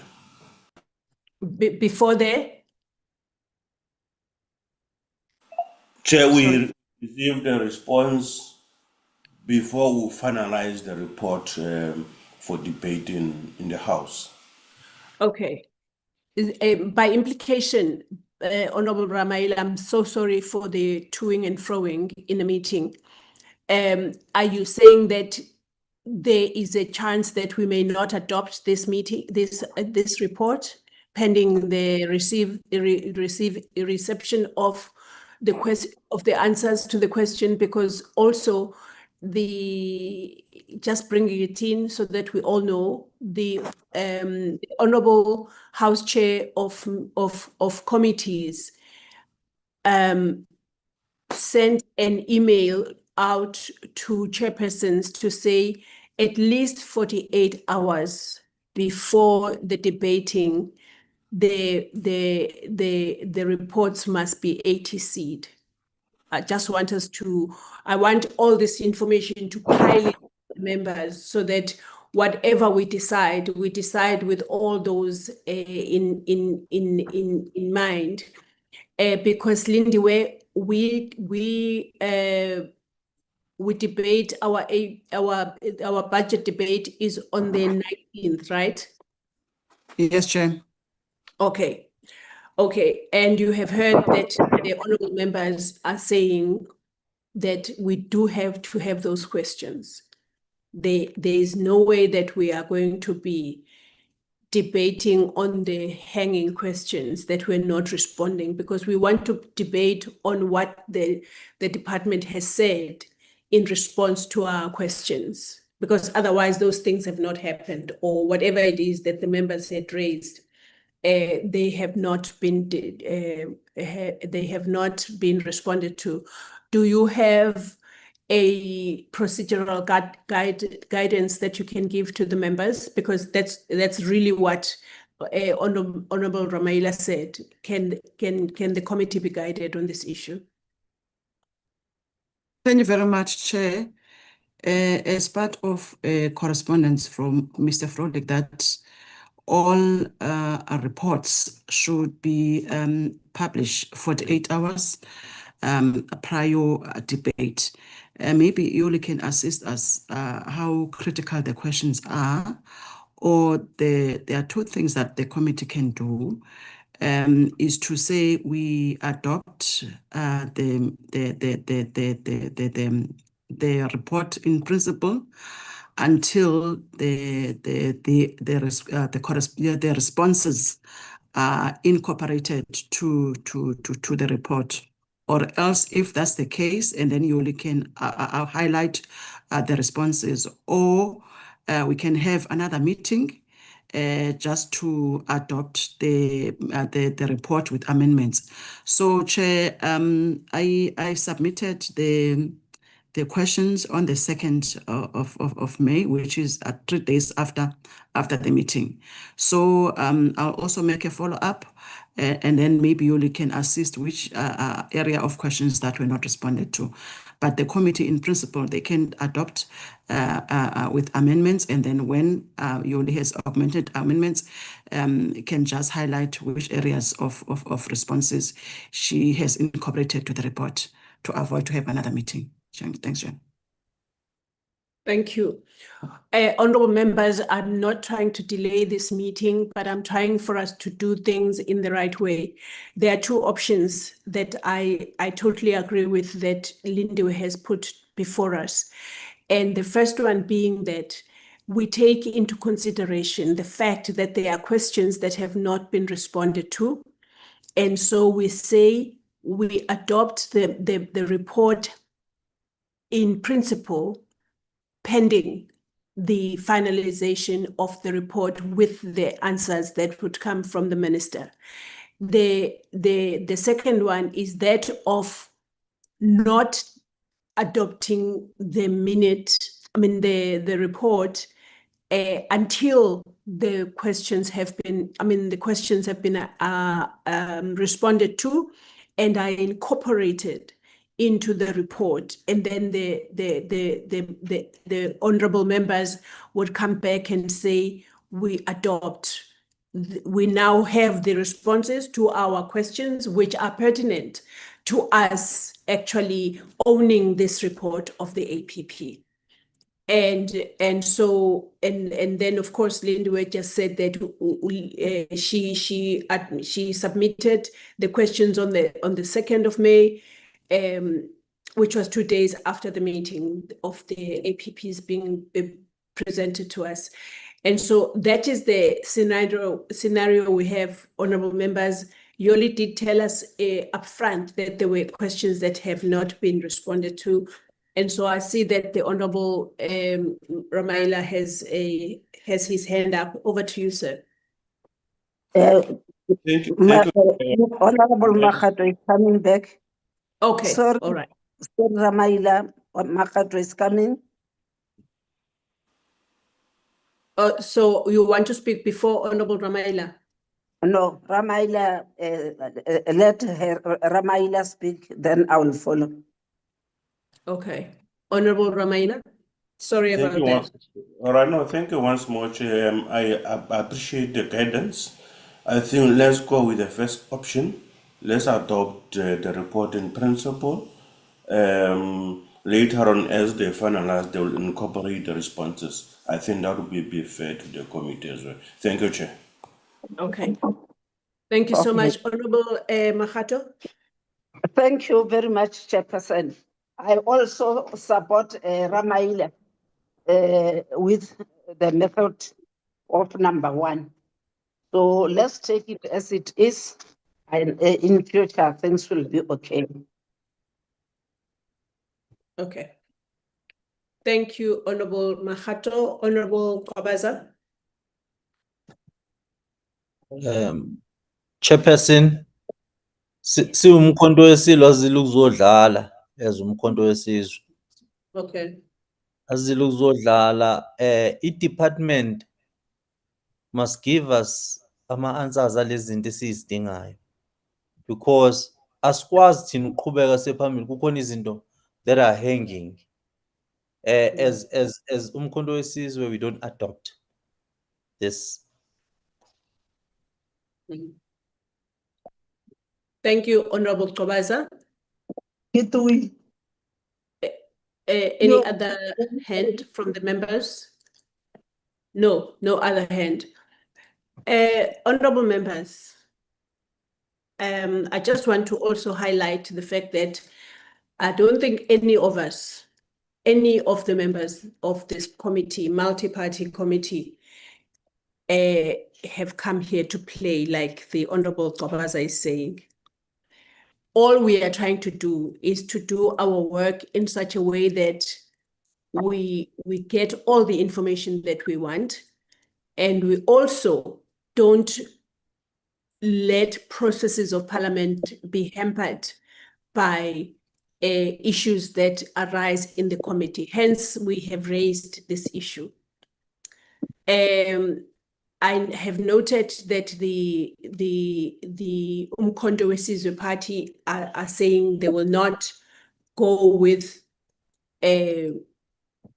guidance or option number 1, which is an in principle adoption of the report pending the questions being responded to and then incorporated into the report, which will not have an adverse impact on us as the committee, being within the requirements of Parliament, whilst we obviously send a very urgent message through our Secretariat office to the department to say these questions have not been responded to. That is what I am getting, considering very seriously the point that has been made by Umkhonto weSizwe Party. Honorable Makgato, please. Honorable Makgato, please mute your device. Honorable Makgato. Okay, thank you very much, Chairperson. I'll mute it. Please. Okay. Honorable Sharif. Chair, please, Chair. I recognize your hand. I recognize your hand, Honorable Gobaza. Honorable Sharif's hand was up before yours. It's I'll just come a back. follow-up what you have said about your comment about me. No. I didn't comment about you at all. I commented about the Umkhonto weSizwe Party. Yes. I want to clarify that. Please do. I'm saying as Umkhonto weSizwe, we are not here to play. I'm not saying that the members or the honorable members are here to play. The committee itself is not. I'm not saying the committee. I'm saying us, but I'm talking to the department, not filing the answers or of the questions that the committee have asked. So it's not us. I'm not talking about us as honorable members or as a committee. I'm talking about the department not filing these things as quick as possible. Thank you so much. Okay. We accept that, Honorable Rev, is not saying that by implication other members are here to play. I just took it, as you say, as Umkhonto weSizwe, we are not here to play, to mean that other parties are here to play. So I understand, as I understand now what you are saying, and it is, I believe it is acceptable. Honorable Sharif. Thank you very much, Chairperson. Chair, I'm happy with your steer on how to move forward with going with option 1. However, I do think it's prudent that it is noted within this report that we have been waiting for responses from the department and that they didn't meet their deadline to give it. I think it must be within the report because this report essentially is a committee report. And if we are not getting the answers that we need, then it should be part of the report saying that the department did not come back to us in time. Thank you, Chair. Thank you, Honorable Sharif, most definitely. We can't adopt a report in principle and not state why. I am sure that the report has a space there where we can really voice our concerns and the reason, the specific reason why we are adopting the report in principle. I totally agree with you there. Honorable Mare.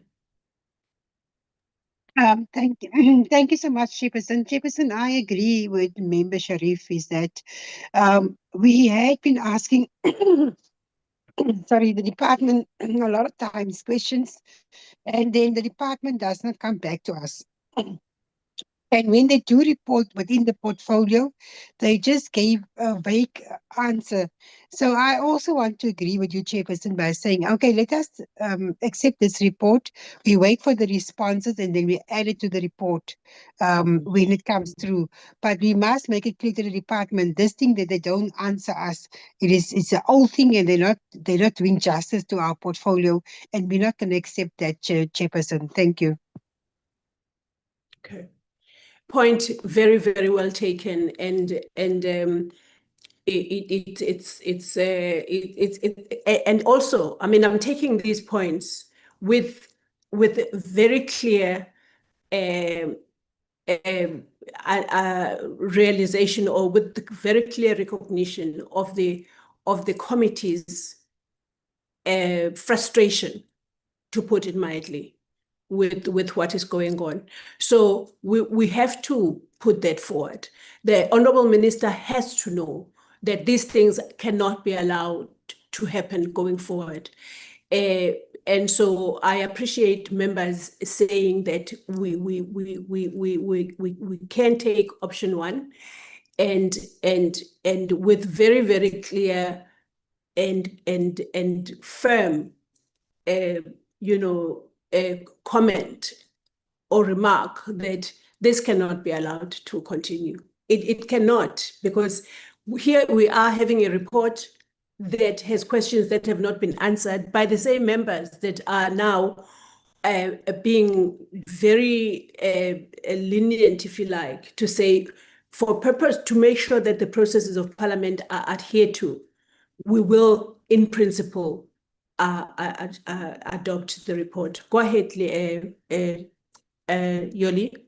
You have captured what we are saying, right? I know you have. Go ahead. For some reason, okay, there we go. Okay, I wanted to respond to 3 issues. Let me start with this one now, Chair. Chair, just maybe to add on the concern of members. This is a budget report that will result in the committee if it adopts approving the budget of the department. Yeah, so Chair, if there's a concern of this nature, of course, it's a very serious concern. And I think that's why upfront I indicated that the questions were not responded to. And then responding to the request from Member Sharif, just to say the proceedings of this meeting are going to be captured in the minutes. So this, yes, Chair, the resolution and everything, that the concerns and everything, and also indicating that the report, remember the minutes will have a session where it deals with the item of adoption of this report. Then that would be captured, that the committee raised these issues, and then the report then was then adopted in principle. So if anything, maybe in future, then the members wants to speak to this, there will be minutes of this meeting. So the report as a budget vote, it will not have that a resolution of the committee or concerns. That will be captured in the minutes of this proceedings, Chair. Just that one, but Sister Ndiwe will add if she wants to. Then while I still have this platform, Chair, there were other 2 issues that were raised. Okay, let me just flight my presentation. This one here. Member Sharif also raised the issue that the concern about the length of time that policies take that was not reflected in the report. It is reflected here, Member Sharif, unless maybe you feel like it didn't come out strong enough. Maybe in terms of my phrasing or wording of it, you can advise, but this is how I captured it here, Member Sharif. So it is taken care of, this concern here, Chairperson. And then the issue of the statutory rape and the 10-year-olds, that member Marie just also spoke to now. It is also here. I must just find where it is. Yeah, it's under this gender-based violence. It is here. Chairperson, that she raised the concern that children as young as 10, they fall pregnant despite all the programs being implemented. So it is captured here. I did capture it, Chairperson. And then, Chair, before I proceed then to SASA, because remember I was not done yet, maybe Sis Linde, if Sis Linde wants to speak to the issue of the capturing of today's proceedings, then she can, but if not, I can proceed, Chair, but that will be taken care of in a minute. Sis Lindiwe? Good morning, Chair and members. Once again, I concur with Yoli that the resolution of this meeting will be clearly articulated in the minutes.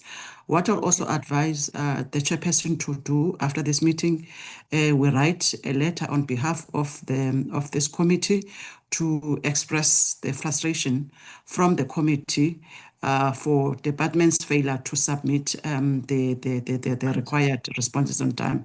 So we'll prepare a draft letter, Chair, for the minister, and then maybe we can also inform the minister over the phone, just we are in this predicament because it's got a replication in terms of exercising or discharging our constitutional mandate, because on Tuesday you are debating and this report must be out by Friday to comply with the 48-hour timeline by the House Chairperson. Thank you very much, Chair. Thank you.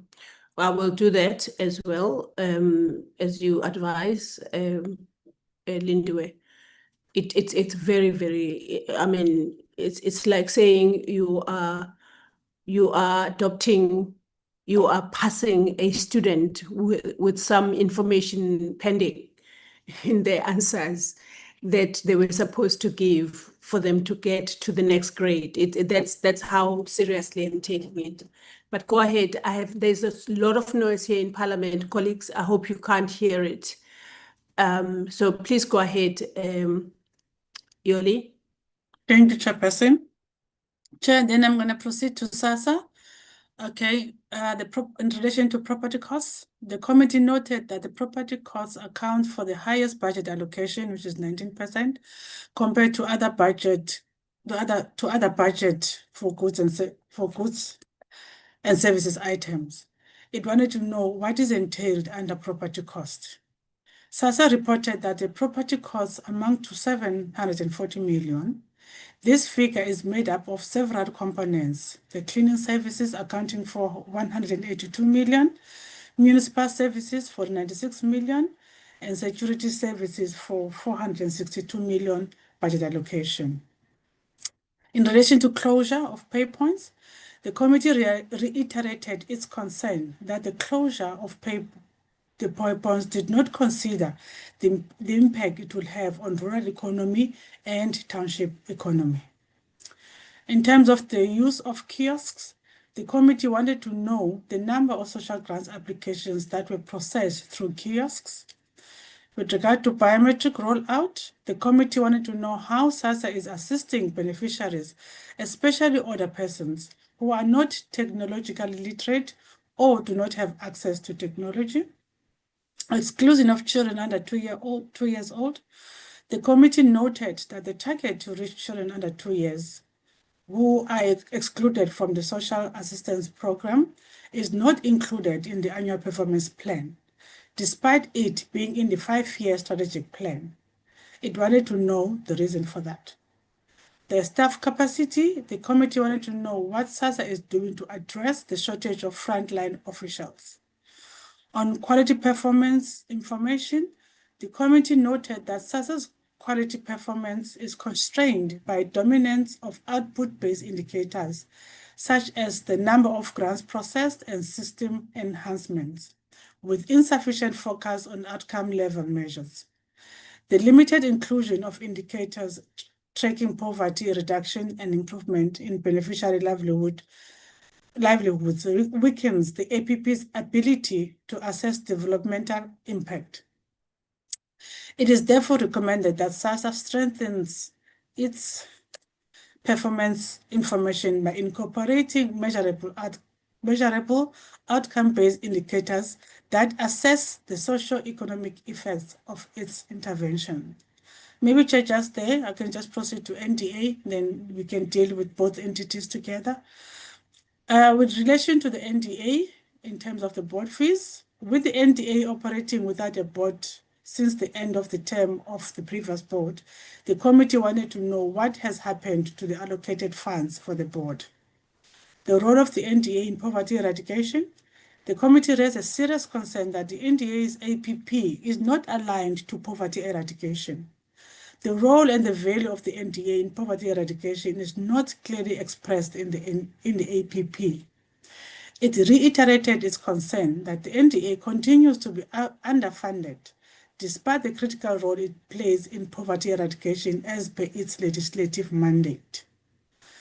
The next one, Chair, budget allocation structure. The committee reiterated its concern that the NDA's budget for compensation of employees accounts for 70% of the total budget of the NDA.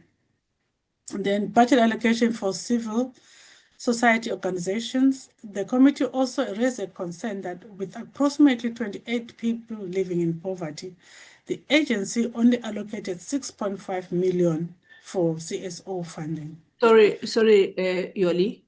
It's not 28 people, it's 28 million people. Yes, million. See the benefit of going it word for word, Chair. Okay, people in poverty, okay. The committee was concerned that the APP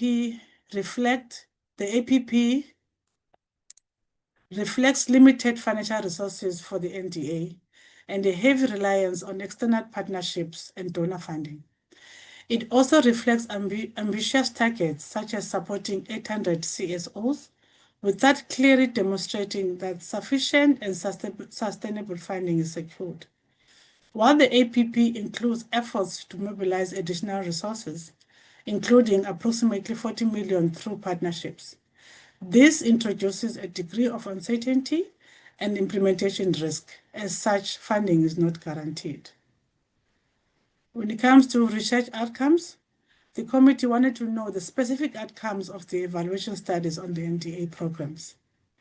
The NDA explained that the study is designed as a 3-year longitudinal project comprising of 3 phases. Phase 1, which is 2025 to 2026, focused on challenges affecting CSOs as observed by the NDA, development practitioners, for example, the administrative delays. 2027 will examine CSOs related systematic regulatory bottlenecks targeting CSOs. The last one, phase 3, for 2027-28, will analyze the policy and regulatory environment, such as municipal bylaws, the NPO Act, Cooperative Act, among others, targeting policy regulators. Overall, the study aims to develop a progressively comprehensive understanding of the policy impediments of the ecosystem. The findings will be used to inform and advocate practical policy reform options. The key expected outcomes are as follows. Outcome 1, improve understanding of key policy and administrative impediments affecting CSOs. Outcome 2, stronger evidence on how these impediments impact CSOs' functionality, compliance, and sustainability. Outcome 3, better alignment between the NDA support interventions and the actual needs of the CSOs. Outcome 4, evidence-based policy recommendations and advocacy priorities to improve the enabling environment for CSOs. Outcome 5, strengthened institutional dialogue between the NDA, CSOs, and regulators. Members, you may maybe not recall all of this detailed information, but just to say that after the meeting on that day, I then approached the lady who presented this information, and then she then subsequently emailed me this detailed response to these questions. So hence it has a nice detail to it. because she then submitted in writing, because I requested her, because I couldn't capture everything that she presented there.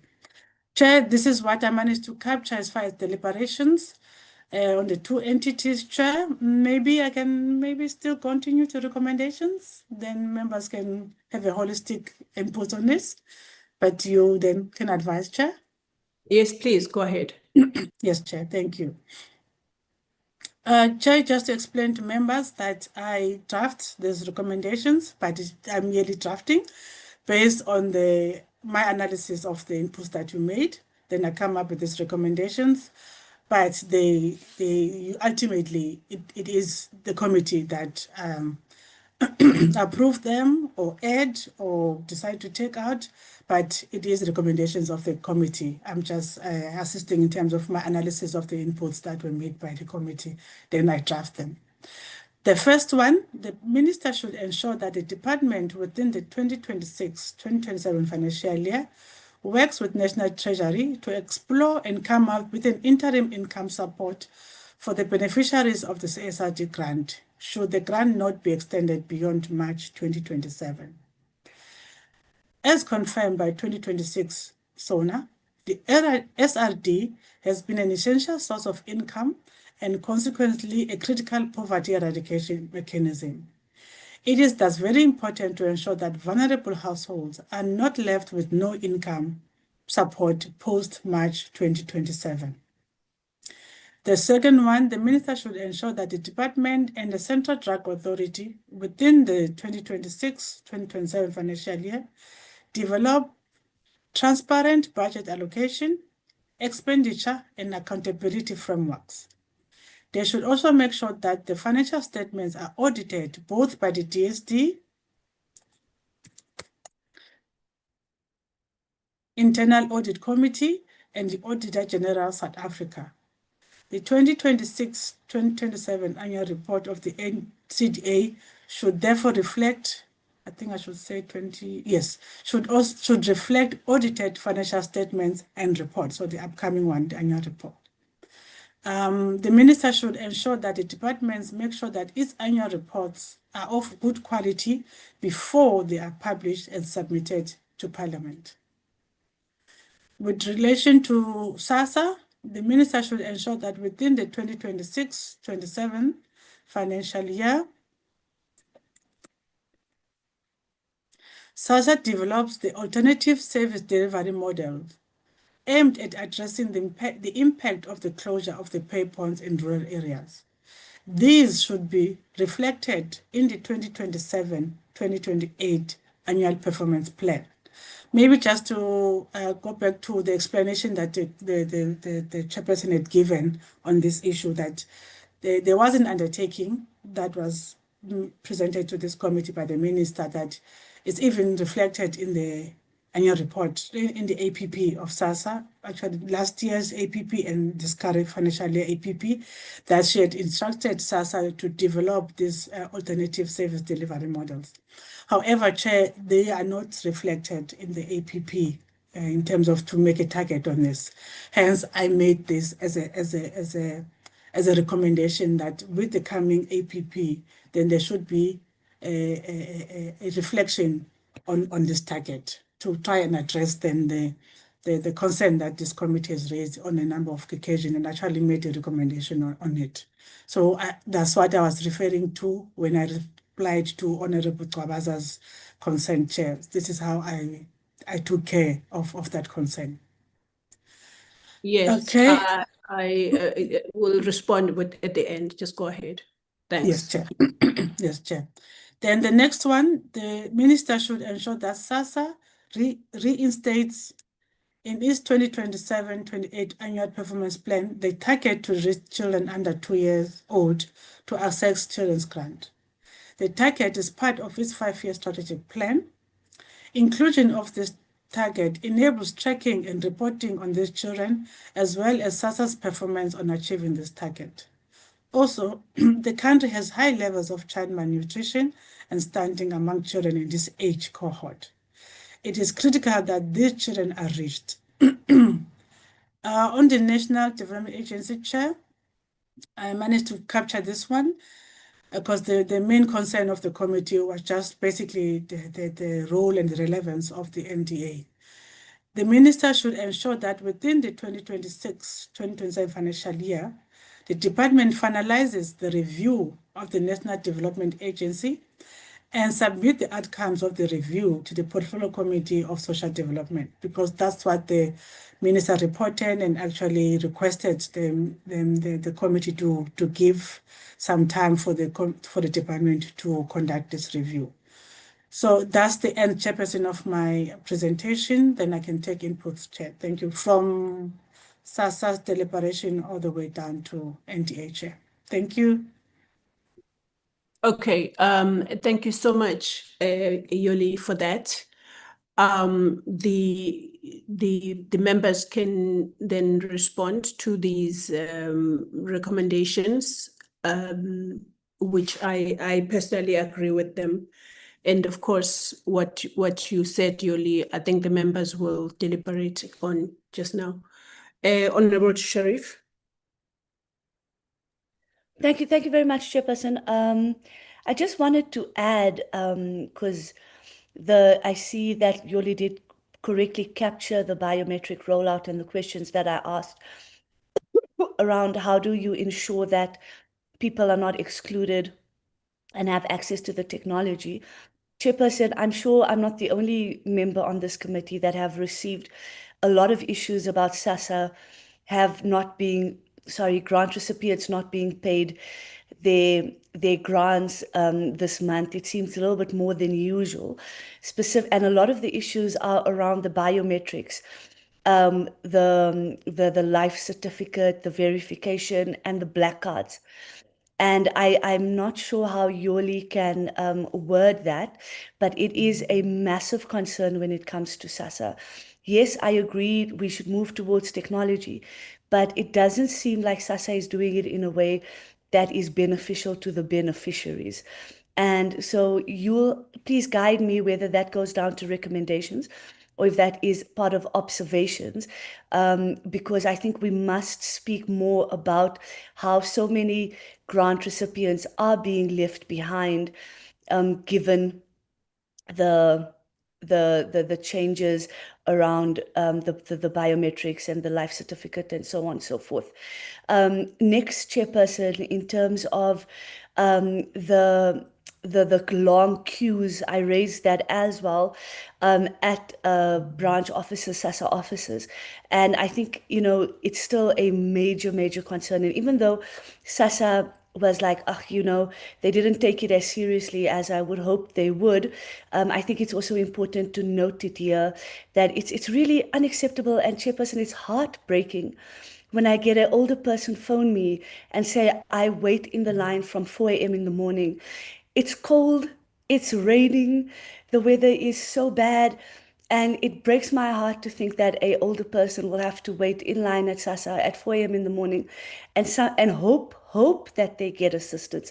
So I think it's important for us to just put it in our report as well. Thank you very much, Chair. Thank you, Honorable Sharif. Yeah,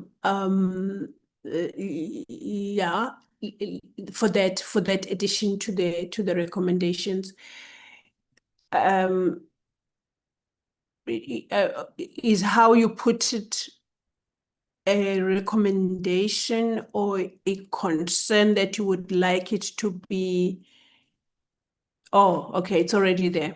Okay. Yeah, and then Chair, just to put it as a recommendation as well, to say Okay. that SASA really needs to make sure that everybody is captured on the new technological rollout, because we cannot have people being left behind. Thank you, Chair. Of course. Okay. Honorable Marais. Thank you, Chairperson. Chairperson, I had the very same concern because this month a lot of old people didn't get their money because of the verification. And also this life thing that they are talking about. I'm going to make an example of an old age home where people are disabled, where people are disabled, where people cannot go to these, even though they say that you can do it over the phone. applications, but these old people don't understand it. I'm just going to make an example of my own mother-in-law. She's 96 years old. My sister-in-law is 65 years old, and she's disabled completely. She can't speak, she can't do anything. My 95 years old grandmother-in-law is looking after her. And both of them need to go to the department because they need to go and verify, because Irma's the one that gets the lifetime certificate. But to get both of them there is a problem, because both of them don't, because Irma can't speak, she can't do anything. She can't do anything, she can't verify nothing. And then, Chairperson, the one thing that I want to talk about is the SASA offices. We were talking about the structures of SASA offices that is not compliant for these people during winter and summer.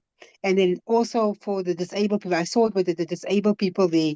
But what is SASA saying about the buildings that we are having for the older people, Chairperson? That is also one of the concerns about the conditions of these places, because some of them don't even have toilets where people can go in. And then, Chairperson, this gold card, I'm tired of listening to about this gold card. SASA, the Postnet, Postbank, whatever they're called, they are now telling people to come and change for the gold, for the black card. They're even sending people messages. This black card was in last year when people were standing in queues and fainting and even dying.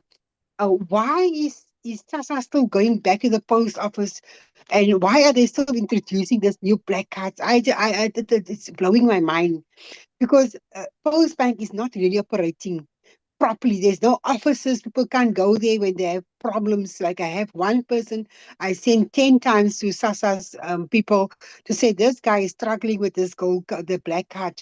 And they keep on saying, go and to the Postbank. Postbank doesn't have offices. Where must they go to? Even they call the number, it's not working. So we need to do something about that. The verification of these things, Chairperson, is just blowing my mind, because I know they are in court about this thing of Postbank.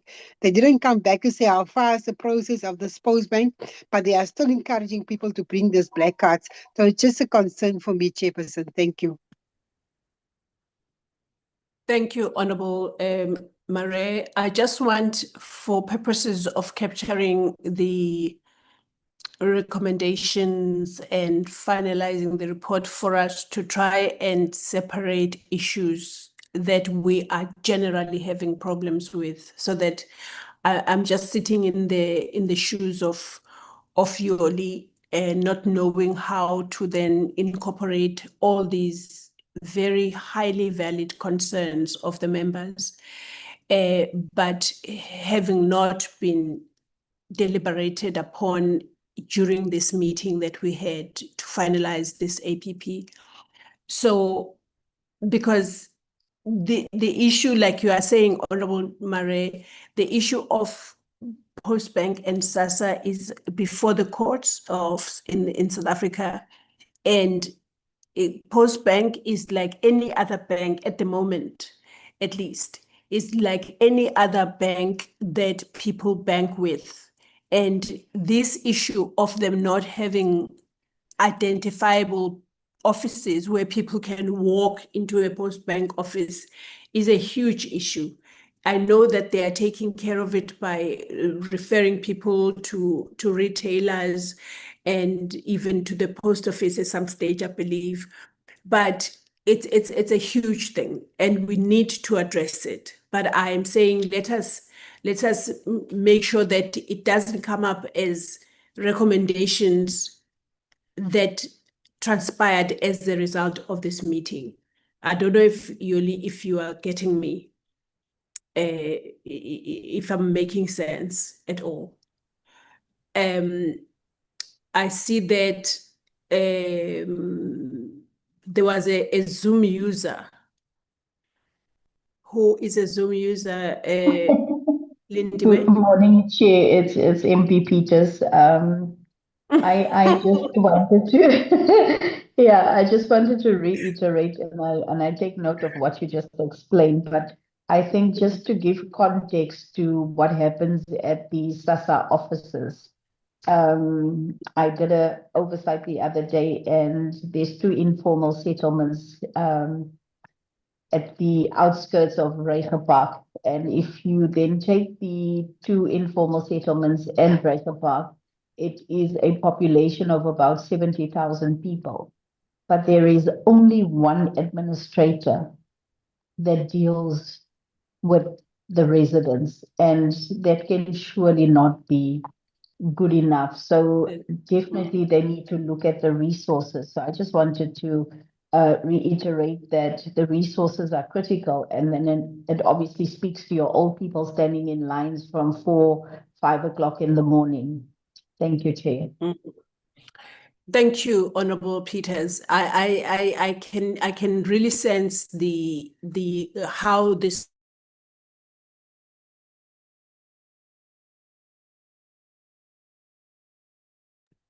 Chair, we lost you. Oh, hello? Oh, we can hear you now. Okay. I was saying I can sense how this matter of SASA is revving the members up. Because obviously people run to members of the portfolio committee when they experience these problems, and I'm one of those members that at any hour of the day or night I'm receiving a very, very saddening reports, very serious reports of people, as you say rightly, where there is no frontline staff. I think I saw one of them, or of the points here that were made to say, please, can you facilitate and fast track the appointing of frontline officials, because that's where the rubber hits the road, and people are desperate because they are vulnerable. It's not any other reason. And that is why we have SASA, to take care of vulnerable people. So it's a, yeah, I'm getting that. Honorable Msweni? Sihlalo, Yes. angibonge kakhulu, ngicela ukubonga kuSisiyoli indlela asithulele ngayo i-report. Ngiyabonga kakhulu. Angeke Sihlalo ngiyeke ukusikhala lesi sililo seyikhungo, ngenxa yokuthi njengoba Sihlalo uqeda ukusho, abantu bakhalela thina, and abantu bazi ukuthi njengoba besivotele safika lapha ePhalamende, sizobalekelela, sizobasiza ey'nkingeni zabo. Njengoba sisizwa lesi sililo sabantu sesikhulu, ngeke sisiyeke ukusikhala mhlambe nathi kuze kuphele isikhathi sethu. Ngilokhu ngilindele ukuthi noma ngayiphi enye indlela ikhona into yokwenziwa ukuze abantu bagcine belekelelekile. Uminister ubese eKing Cetshwayo engudwini, uma elaphayana usukumile watshela umphakathi ukuthi into engeke isalungiseka ngoba kwafikwa kulesi sinqumo ngenxa ukuthi abantu abaphatha imali babedutshulwa kuze kulimale nabo-ke abantu abazohola. Umcabango wami uthi ikhona into engenziwa, ikhona into umnyango ongayenza ukubuye uzame ukusondela kubantu. Lokhu Sihlalo ngikushiso inhlungu yokubona umonakalo owenziwa ukuvalwa kwey'khungo ukuthi umngakanani. Kodwa ngiyabonga kakhulu i-report uSisiyoli asethulele yona ngosasa. Ngithokoze Sihlalo. Right. Thank you, Honorable Bishop Msweni, for that. I'm thanking you for letting us know. I don't think members will thank you for the actual content of what you have just told us, that the Honorable Minister was addressing members of the community in King Cetshwayo in KZN, and she made it very clear that the pay points are not coming back. A decision was made to stop pay points because the people were, and I happen to have been around when that happens, people were being killed because the cash heists were happening, and people would be getting stray bullets. They would just shoot when the law enforcement agencies would be having a shootout in these places where cash heists were being done, and people were being killed in the process. So it's a sad. I mean, Honorable Reverend Qabaza would tell you every single meeting how this devastated local economies, because these days people will wait for them to sell their wares, and people will wait to buy their wares, because obviously we have functions that we and we have we have what do you call it? We have celebrations that we have in these places, in these rural areas, and people will go and buy izinto zokwaba, amaphinifa, and all those things that they need. And now that has come to an end. People have to go to town to buy these things from shops that people call all sorts of names. But Honorable Qobaza?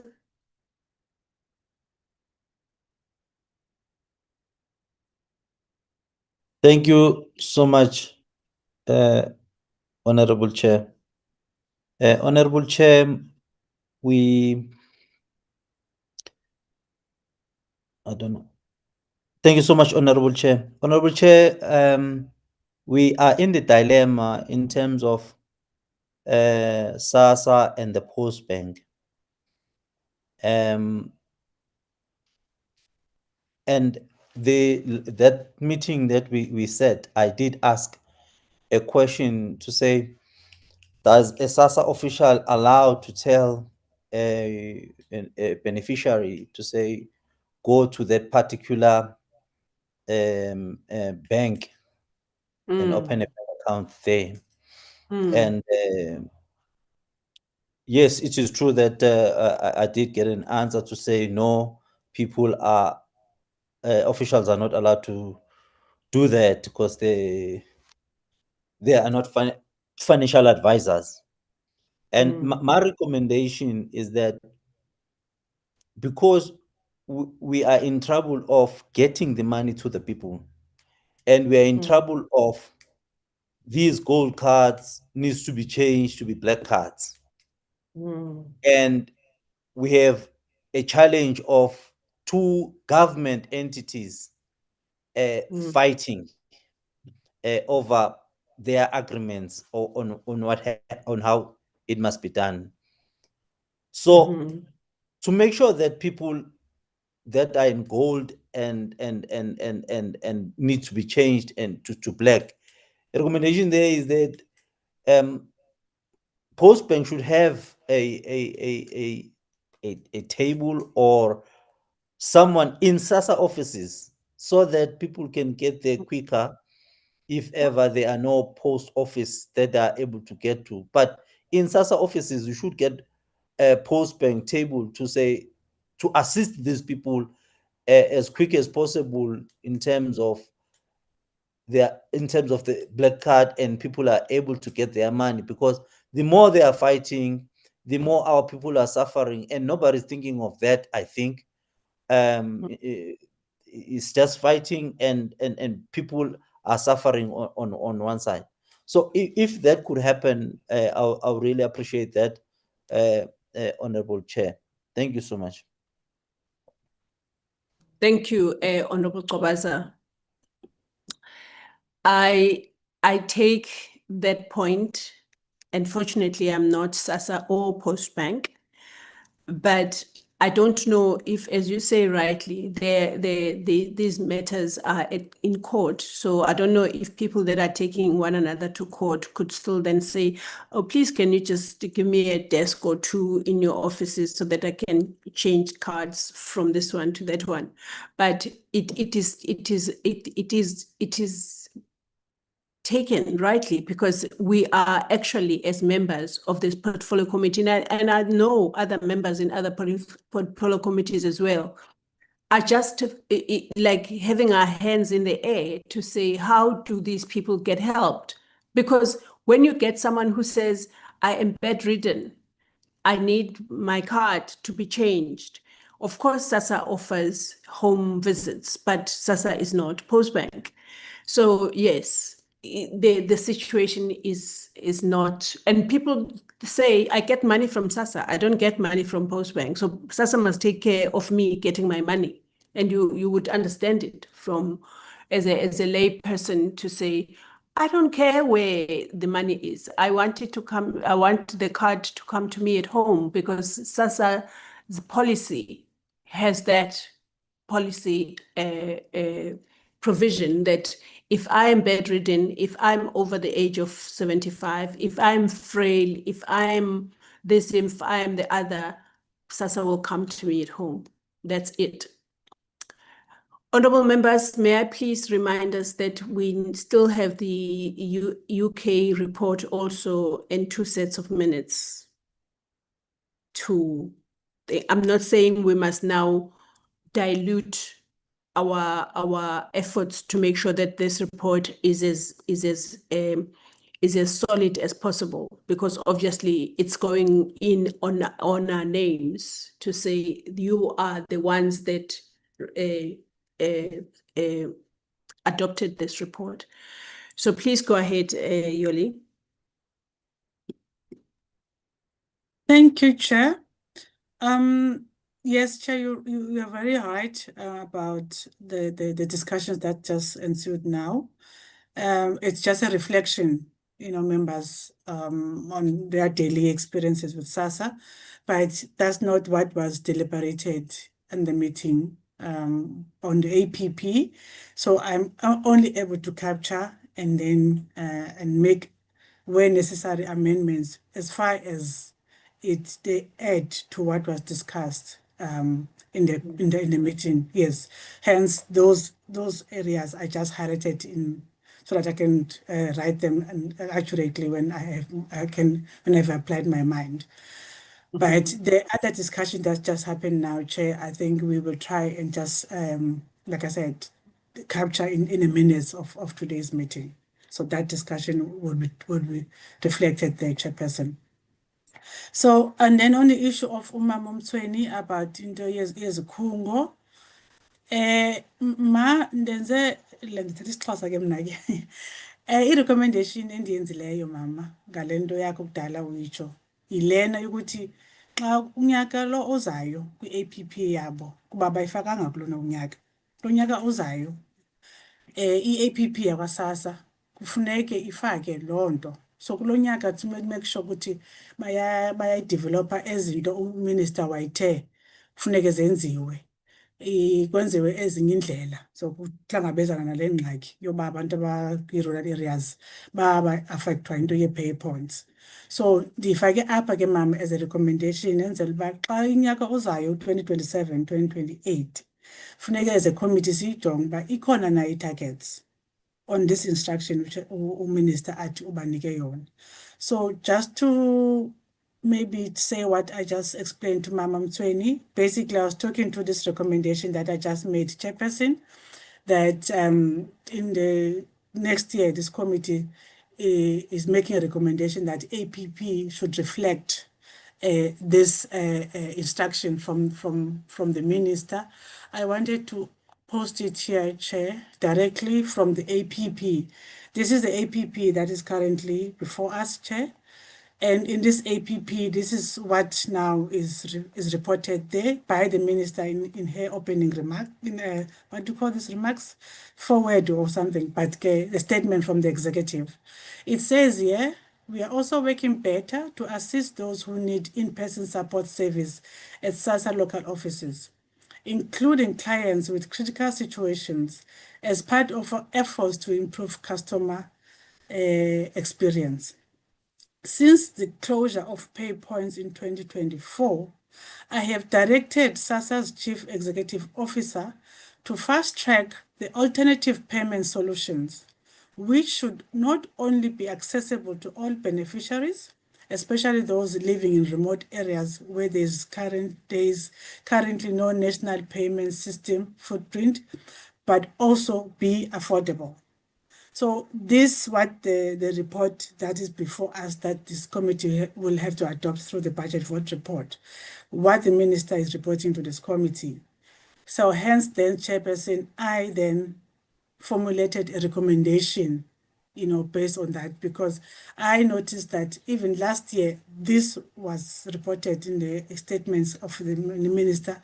So I thought maybe come this year, we will have now a target in this APP, but it's not there.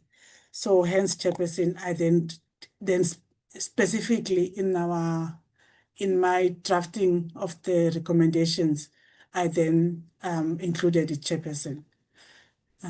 Just go back. Yeah, so this is what I was trying to capture, Chairperson, based on that. So I hope I tried to explain and address how, as a committee, we can play a role on this matter in terms of what we've raised on a number of occasions, what the concern is about the closure of the pay points. This is how I've dealt with it, Chairperson. Thank you, Yoli. Okay. Go ahead. And then, Chair, this one I just highlighted because I can't now really capture while I'm listening. I just making a note on myself to include this one because it was raised in the meeting last week, and also it ties into that issue of the biometric. And also the issue of the frontline officials not being enough, and then make a recommendation on that. It was raised, Chair, so I'll just draft a proper recommendation on that one. Yeah, that's what I'm gonna do, Chairperson. Thank you.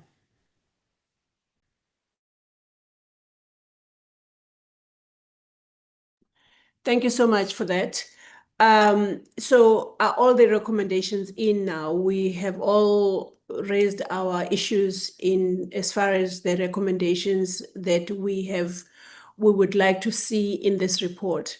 I have, as asked by Lindiwe, suggested rather, or guided by Lindiwe, to get hold of the minister with regards to the responses to the questions of the committee. I realized that if I call, I will not have any recorded sort of communication, because this is how seriously I'm taking this issue. So I've written a WhatsApp to the minister to say that we are literally discussing the APPs, and some questions that were sent in on the 2nd of May have not been responded to, and this is a serious concern for members. Obviously, I know that the minister will regard that as such as well.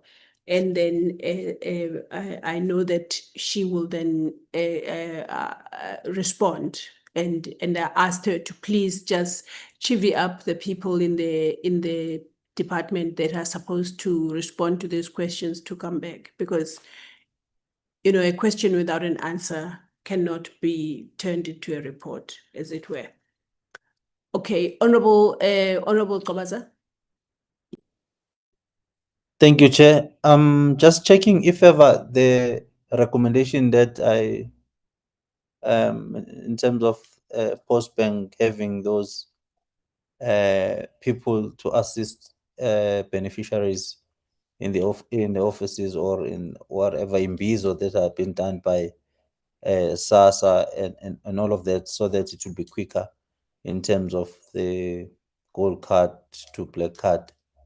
This is for the people. This is not for maybe our egos as these two entities are fighting, but for the people to get this. I'm just checking the recommendation, if ever it's on there. The recommendation, Yoli, of the Honorable Reverend Kobaza to say SASA as the payer of the grant, can they accommodate Post Bank in their offices to be the one that will field the queries and be able to actually help people who come in, because obviously SASA is the one that is constitutionally mandated to pay these grants to then help Postbank to pay the grant, to be in their offices and assist people that come through to renew their cards, please, as a recommendation. I know that this was not discussed, and we don't want to set a precedent, Mr. or Honorable Reverend, that we are capturing what was discussed in the meeting.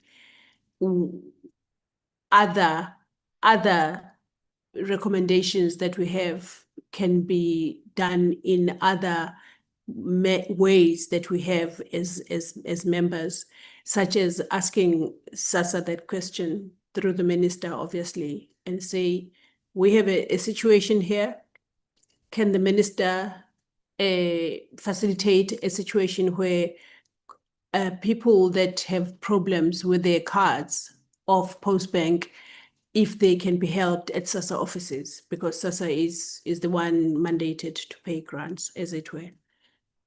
That is what I can come up with, because if we start a precedent where we use APPs and any other report to bring in recommendations that were not discussed at the meeting, we might actually shortchange ourselves going forward, Honorable Member.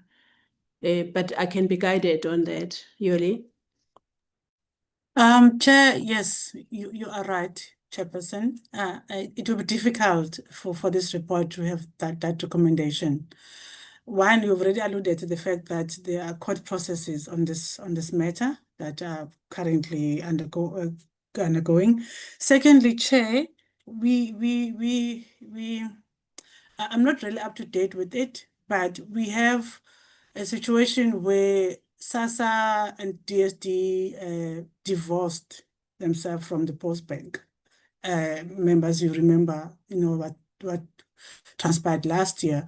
I'm not sure where that process is, but it was made very clear that there is this process that SASA wants to move from Postbank.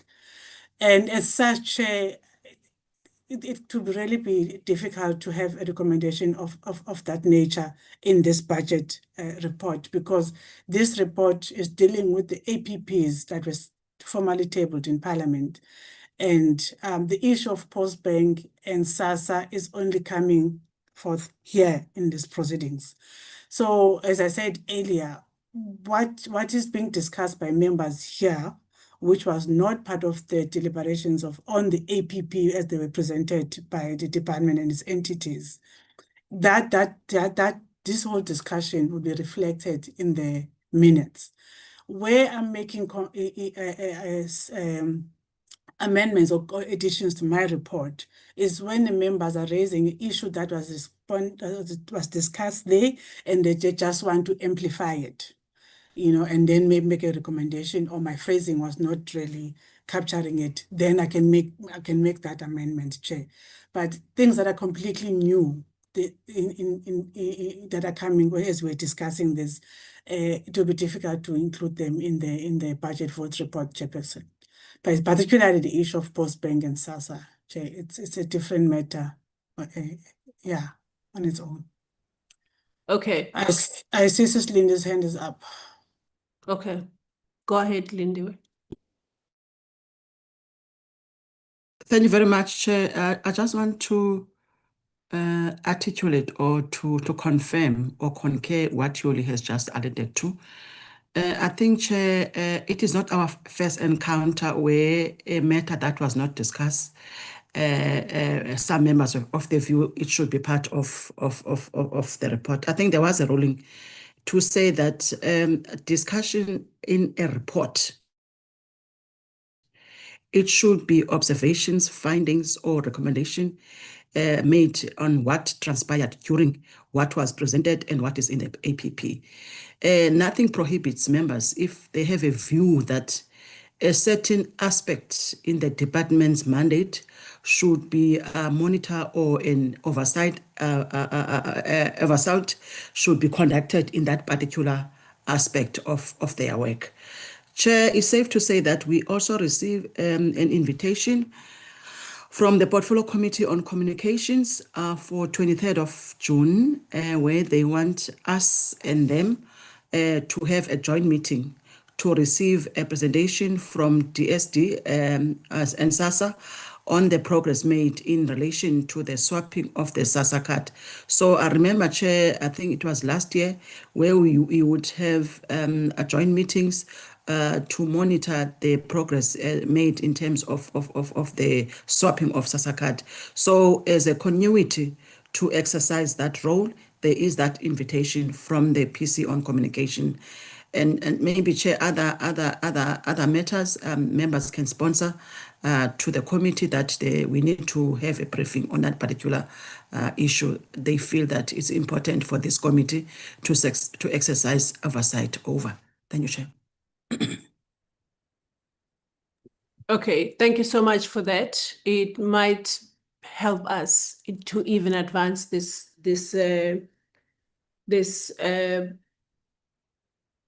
recommendation or proposal by the Honorable Rev in terms of assisting on the ground people that are desperately needing assistance in the swapping of cards, in the resolving of their queries. People go into their accounts, and this is what I can take it out of my emails and WhatsApp, where people say they go into their account when they are supposed to receive their grants, and there's 14 Rand and 14 cents in their account. So they do need somewhere to go and have someone resolve that in front of them, because they are already in town and they have used money and so on and so forth. So that is not a light and a recommendation or proposal that can be just looked at lightly, because it is really seeking to assist people who are desperate and feel that they've been left in the lurch in terms of them being heard and assisted in getting their grants.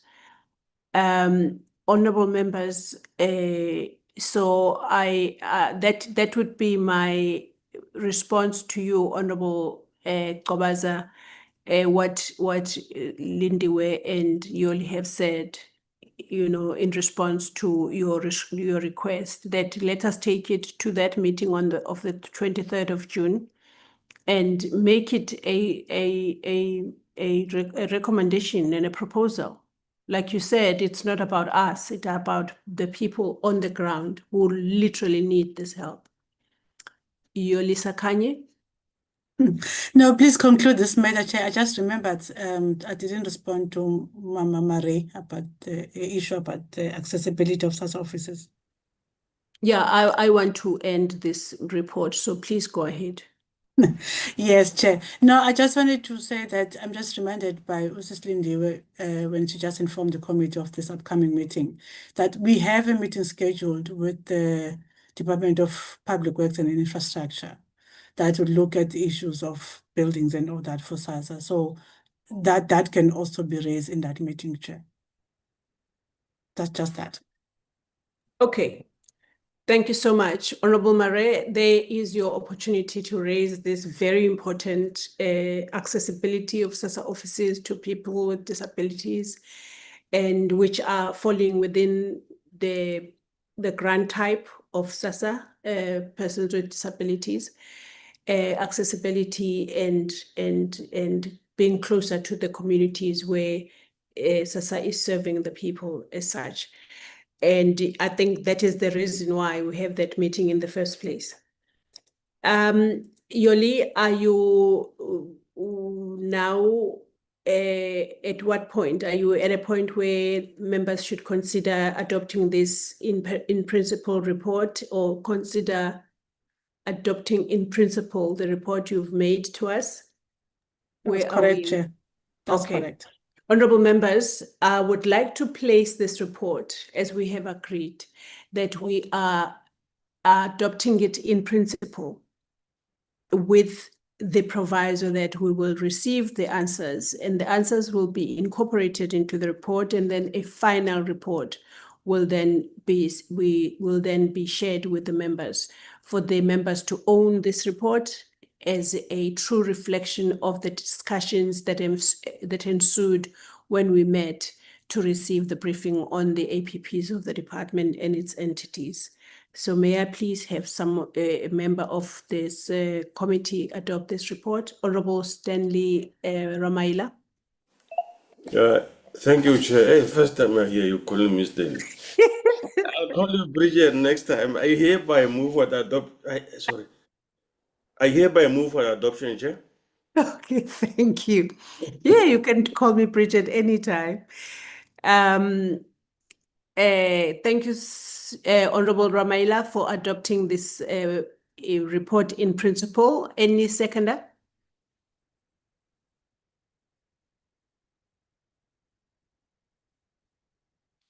Any seconder? I move to second Ramaila. Okay, thank you so much, Honorable Tong, for adopting this report in principle. Yoli, Honorable Sharif. Chair, thank you. Just want to say that as the Democratic Alliance, we reserve our right, only because we still need to get guidance from our caucus. Thank you, Chair. Okay. Thank you, Honorable Sharif. The report has been adopted and seconded in principle with those reserving the rights, and I believe the MK party did not adopt this report. Honorable Rev? Yes, that's true, Honorable Chair.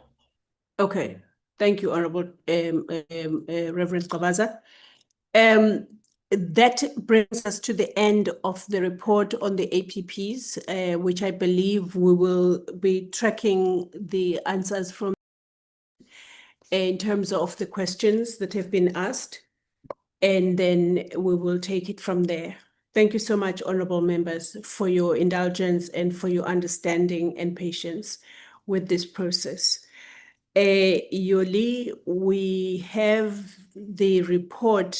Honorable members, we have also timelines in as far as the adoption of reports on study tours. So I would like us to really give this time. I don't think it's going to be a long presentation by Yoli. Go ahead, Yoli. Thank you, Chairperson. Chair, just to say, because really we've come really in trouble in terms of time, because we had given us until 12:15. So, Chair, what I did, I developed a PowerPoint presentation.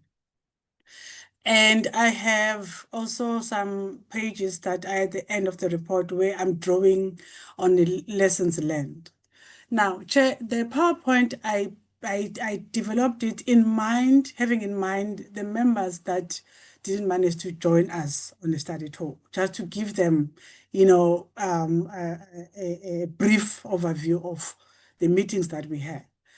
But the majority of the members in this platform were there, so they are aware of the discussions that took place. That's just one, Chair. So it's either, Chair, I can go through both of what I've prepared, or the members, I trust that they will read the report and they know what was discussed, and just focus on that table that I did in terms of what are the lessons that we've learned, because we went on a study tour. So it's twofold, Chairperson. My presentation was going to be twofold, but I'm very worried about time. So if members like Member Tlong, Member Tafeni, Member Sharif, who were not part of the study tour, are okay to just, if they want more information, they can just go and read the report because it's detailed enough. Then I just focus on the learning areas, but that may disadvantage them because they don't have the full, you know, background of what I'll be drawing the lessons from. That's what I wanted just to, and I hope I'm not complicating things, but that's how I prepared myself for this presentation, Chair. But now I'm worried about time. Okay, I want us, all the members, I see that there's the Honorable Nantenja in the meeting as well. You are welcome, Honorable Member. I didn't see you earlier on, so please accept my apology. I would like for us to go straight into the lessons that we learned, with the understanding that the members every member, in fact, even the members that were there, will go through the report, because this is the report that we are going to use when we deal with the issue of the CDA going forward. And so please go straight into the lessons that we learned. And I know that you will be saying that we learned this lesson from this organization. We met with the honorable members. We met with the hospital that deals with the treating of substance abuse patients, and so on and so forth. So please go straight into the lessons that we learned. Thank you so much. Okay. Thank you very much, Chair. Okay, let me just flight it, but there's one thing I see now I omitted here, but I can speak to it, Chair. Yes, here we go. Okay, Chair, I think the lessons that really are very important for the study tour, they relate to our meeting with the Advisory Council on Misuse of Drugs, that is ACMD, because now it's not written in full here because it's taken from the bigger report. So, Chairperson, the ACMD was established. I'm looking at the legislative mandate now. The ACMD was established through the Misuse of Drugs Act of 1971 as an advisory body to advise and give recommendations on drug classification and scheduling, prevention of drugs and abuse of substances, carry inquiries into drug use, and produce reports and promote research on preventing drug misuse. Now, that's the mandate of this ACMD. And then, due to the nature of its mandate, the ACMD, its membership is made of various scientifically qualified experts in the field of drugs and substance abuse. Through various committees, the experts produce and publish independent reports on drug-related matters, as per the mandate of the ACMD. The reports are produced and published independently from the Minister of Home Affairs and/or any ministers. Now, Chair, when it comes to the CDA, what would be the learning area for it? The CDA was established by the Prevention of and Treatment of Substance Abuse Act of 2008 to primarily oversee the implementation of the National Drug Master Plan, encourage government departments and private institutions to compile plans to address substance abuse in line with the NDMP, advise government on policies and programs in the field of substance abuse and drug trafficking, recommend to Cabinet the review of the NDMP every 5 years, and organize a biannual summit on substance abuse. So the mandates are a bit different, but the core existence of the two agencies is advice. They are advisory structures. The membership of the CDA is thus made up of, in accordance with the Act, government departments, representatives, members of the public who have knowledge or experience in the management of demand and supply of substances, or who are able to make a substantial contribution to the combating of substance abuse. That's what the Act says.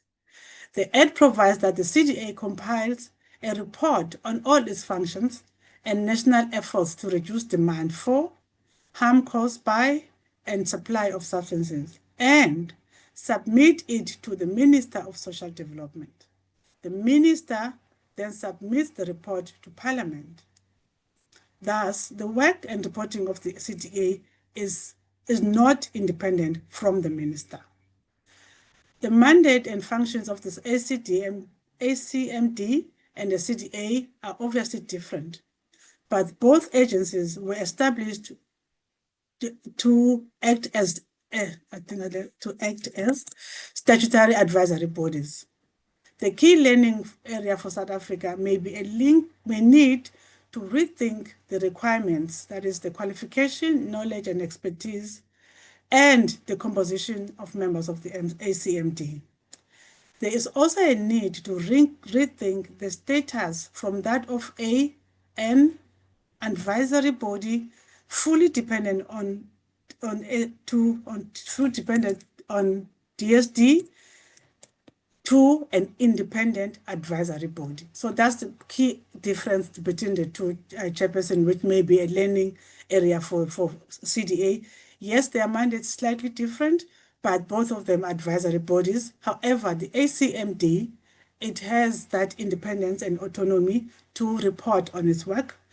The CDA, which now the challenge that we have, is completely dependent on DSD, hence the challenges that we have before us.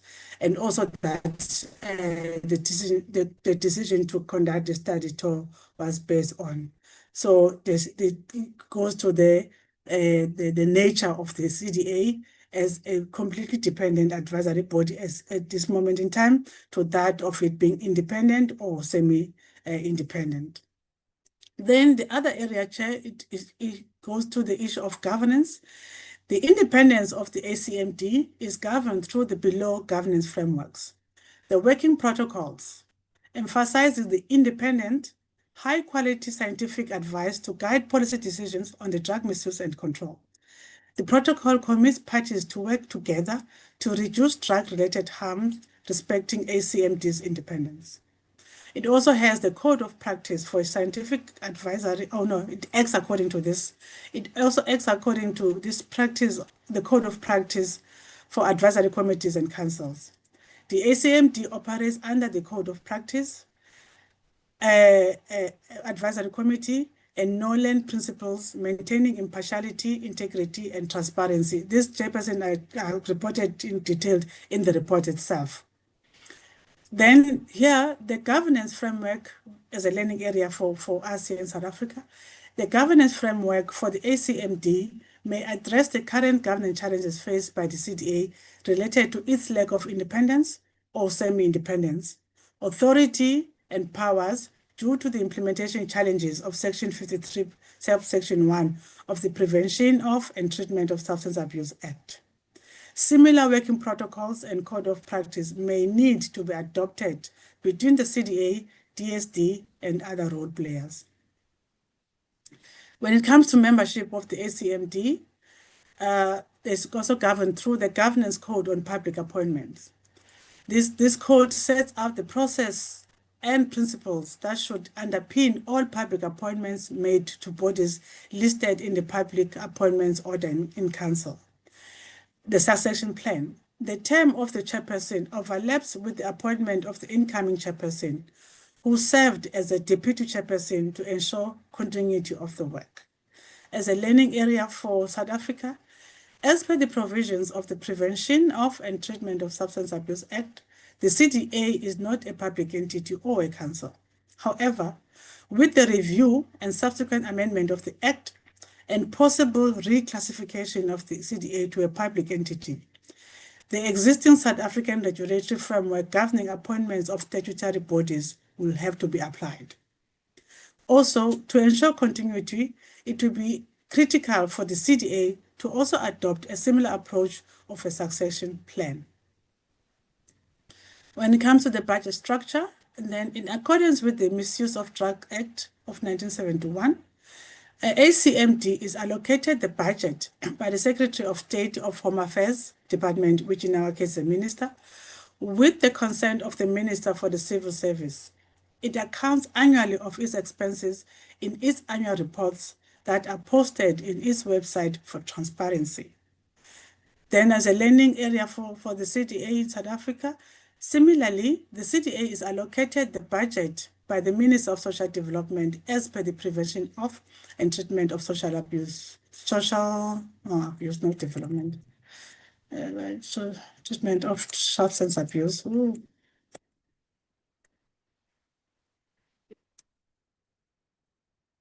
Abuse Act. The CDA, however, has no autonomy to control its budget and expenditure. This is one of the recommendations that the city has made over years, that it should be amended to give it such authority. That's what learning areas I managed to, Chairperson, to capture when it comes to the ACMD. But Chair, I just want to flag something quickly on other learning areas we learned from the engagements we had with the parliamentary, our counterparts, the committees there in UK.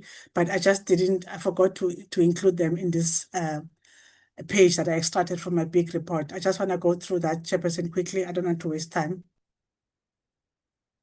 Please go ahead. Thank you. Because I think it's important.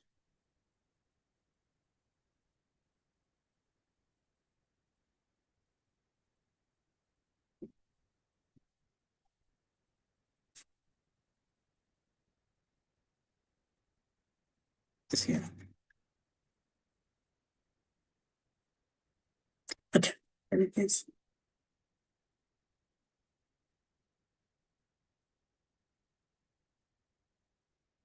Can you see it, Chair? Yes, I can. Okay. Now, in relation to drug policy, from the discussions that we had with the counterparts in the committees, it was highlighted that there is a shift in drug policy from punitive criminal justice system to a restorative and non-custodial approach that recognizes that the fight against alcohol, drug abuse, and gambling goes beyond the justice system. The implementation of Project ADA, which advocates for strategic partnerships in the fight against drug abuse and trafficking. Members who were not there, you will better understand, I think, after you've read the report. So these are the key findings that we managed to have when we were in UK. The other one, the implementation of an integrated referral system to treatment providers through Project ADA partnerships. That the fight against alcohol and drug abuse should be approached through a holistic approach that involves strategic partnerships involving justice, police, health and care, home affairs, education, community structures, correctional services, family preservation intervention, and local authorities. That the piloting that was mentioned when we had a meeting with one of the committees, that there was a piloting of the family, alcohol and drug courts as a non-custodial approach, focusing more on family preservation. So those are the key findings that I managed to get from the engagements that we had in our study tour, Chairperson. Thank you for allowing me this. I forgot to include this first part, but all of this is part of the report, Chair, as is shown here. Thank you, Chair. Thank you, Yoli. I just wanted for the members honorable members to understand what ADA is, to say that it's addiction, diversion, disruption, enforcement, and recovery. That is the project that Yoli was referring to.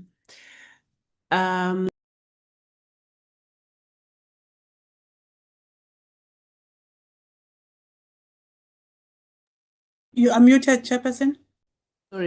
Sorry, honorable members. Those are the learnings that we got when we were in the UK in terms of substance abuse, because that was the reason why we went and met with the various stakeholders in the UK government, in the hospital or medical area, and we gleaned quite a lot, given the fact that we met with both the Houses of Parliament, and we were part of some sittings, the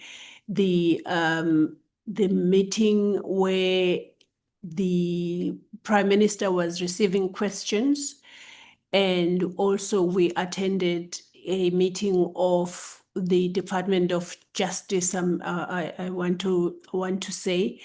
And there was just such amazingly interesting way that they deal with the the drugs, or let me say substance abuse, because it went beyond drugs. And the interesting thing was that the drug users are so sophisticated that they told us that they receive drugs now through the drones that just land in prisons and deliver drugs.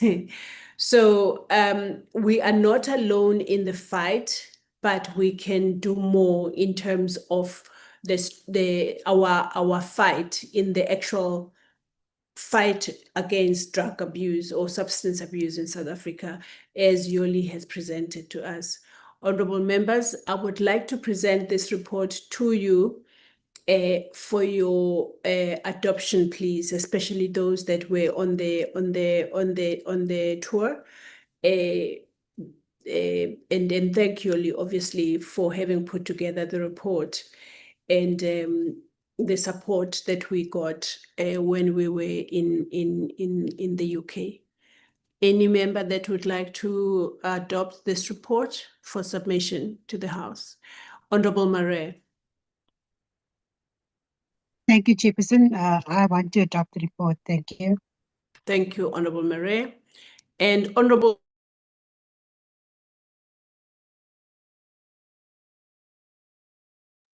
You muted again, Chair. Honorable Peters, Honorable Zoom user.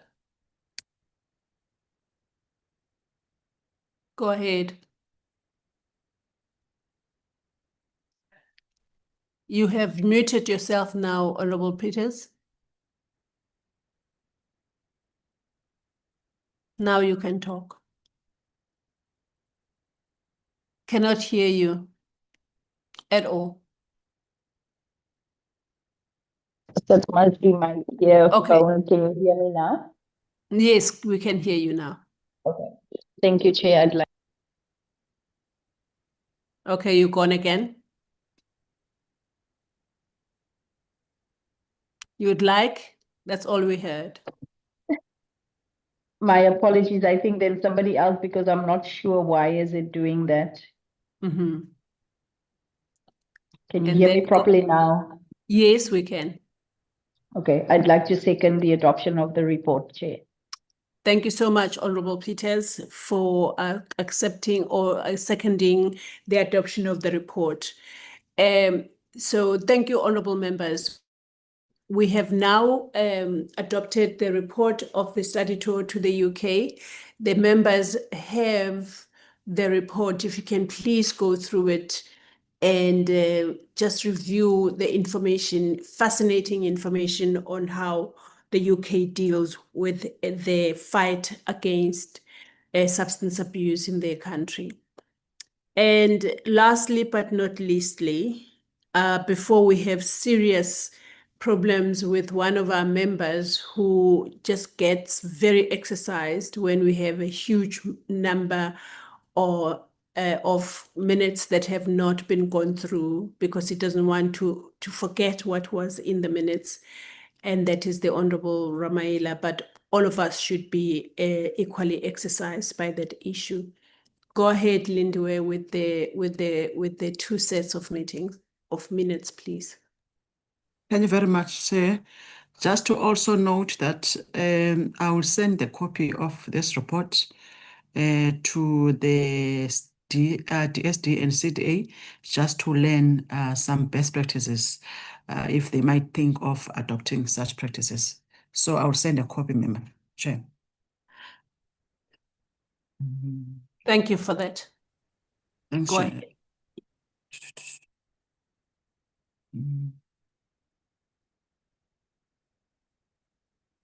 Oh, sorry, Chair. Okay.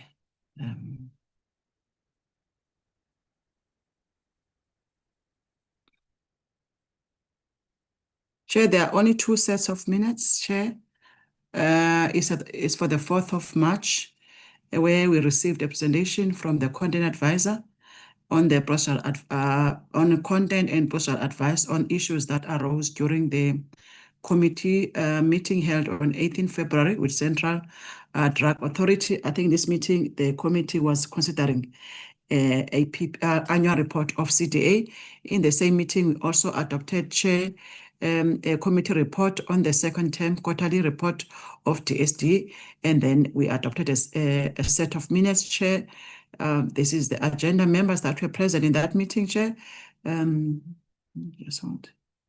Member Mahato, Member Ramaila, Member Munyai, Member Nhlong, you Chair, Member Masango, Member Sharif, Reverend Twabaza, Member Mtsweni, we have Member Marais and have Member Tafeni, Chair, and then you normal support staff, and then Chair, you've opened the meeting, and there were no apologies for that meeting. The person that proposed the adoption of the agenda was Member Mahato, seconded by Member Munyai, and then the committee adopted a set of minutes, which is the minutes of 4/18 and 25 of February, and then you also adopted the committee report, the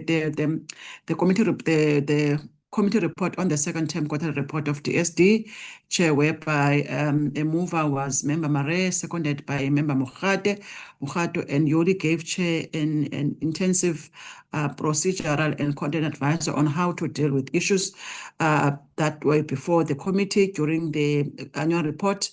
There were issue of, among others, the over expenditure of 2.2 million, and also there was an unaudited expenditure report, so whereby in 2024-25 there were no expenditure.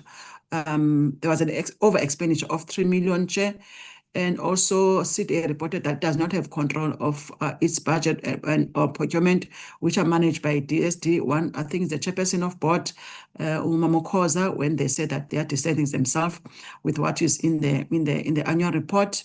Chair, also there was also a message to state that the term of CDA board was coming to an end on 31 March 2026, and then Parliament was requested to initiate a process to recruit a new board. Chair, you deliberated on the advice, and then there was a view that members welcomed the advisory note, which provided insight on challenges raised by CDA, also noted the issues that were raised in the advisory note were not part of legacy report on the previous committee, Chair. And then also you would explain that the issue of CDA is contained in the budget BRRR of the previous years, Chair. And in terms of the recruitment process, I outlined the process in terms of legislative procedure and legislative context, whereby there are processes that they need to be undertaken by the committee. Among others is the vetting, and also the shortlisting, the conducting of interviews, and for this committee to make recommendation to the minister to appoint. In doing so, there will be an establishment of a joint committee, which 4 members will come from the NCOP and 4 members will come from the portfolio committee to make the joint committee of 8 members as prescribed by the Act. Chair, there were a number of resolutions that were taken that the submitted response to the committee to determine whether the CDA was mandated to submit written responses to the committee so that the committee can take a decision, and the committee to invite Auditor General of South Africa to present the audit report of CDA.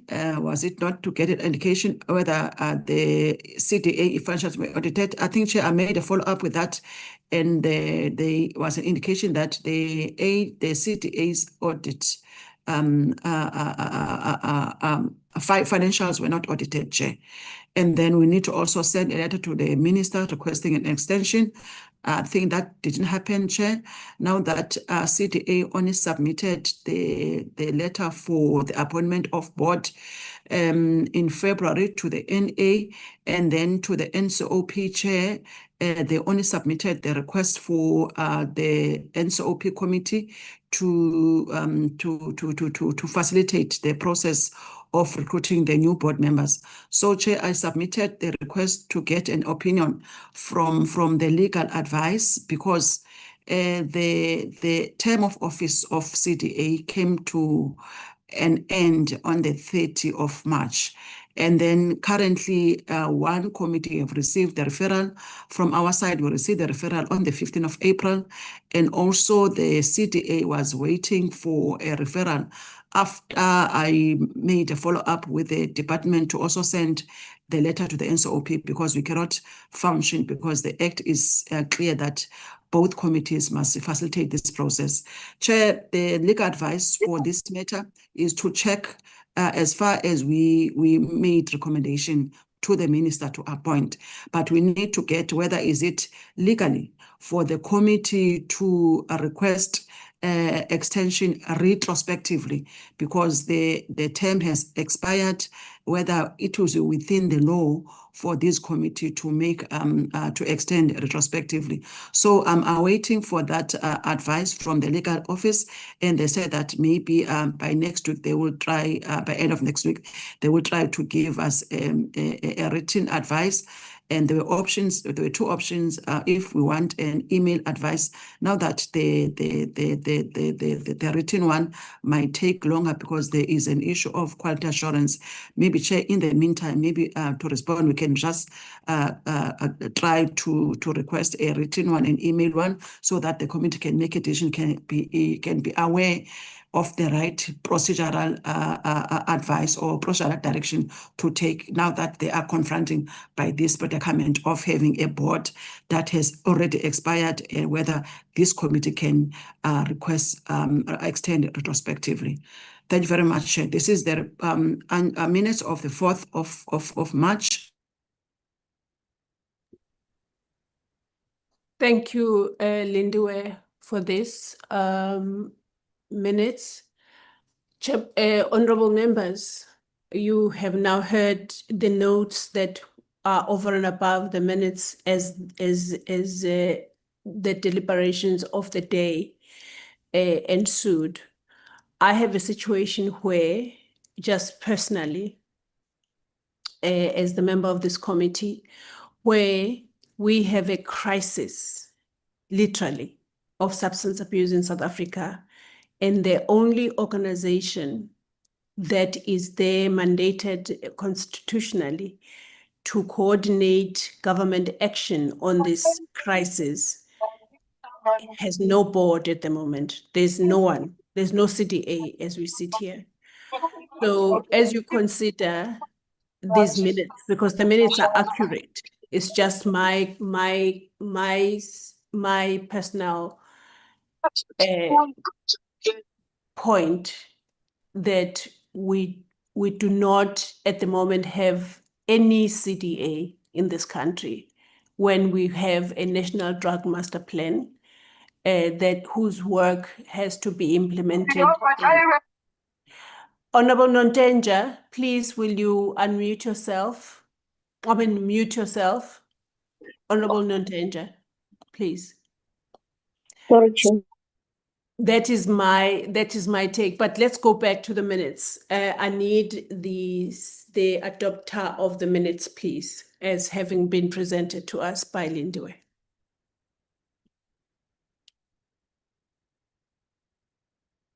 Honorable Peters, your hand was up first. Apologies, Chair, that was an old hand, but I can adopt the minutes. Okay. Thank you for that, Honorable Peters. Honorable Sharif. Chairperson, just a quick question on what you just said. Is there like a matters arising that the committee has? So almost like a Excel spreadsheet where we, as for the committee's information, where we note some of the things, one, that are outstanding, what still needs to happen. And if we do, then I would definitely say that exactly your concern, which is also my concern, to put it on that matters arising, so that we can track the work by the CDA and give them timelines based on that matters arising document of some sort. That's just a question of process, but other than that, I second the minutes, Chair. Thank you, Honorable Sharif. Yes, Lindiwe has got I believe some kind of a dashboard of outstanding issues that we track with the department, where there are things that are outstanding and so on and so forth. And so that can immediately go into that. Thank you so much, Lindiwe, for that, for the minutes, and thank you, honorable members, for adopting that set of minutes. May we have the last one, please?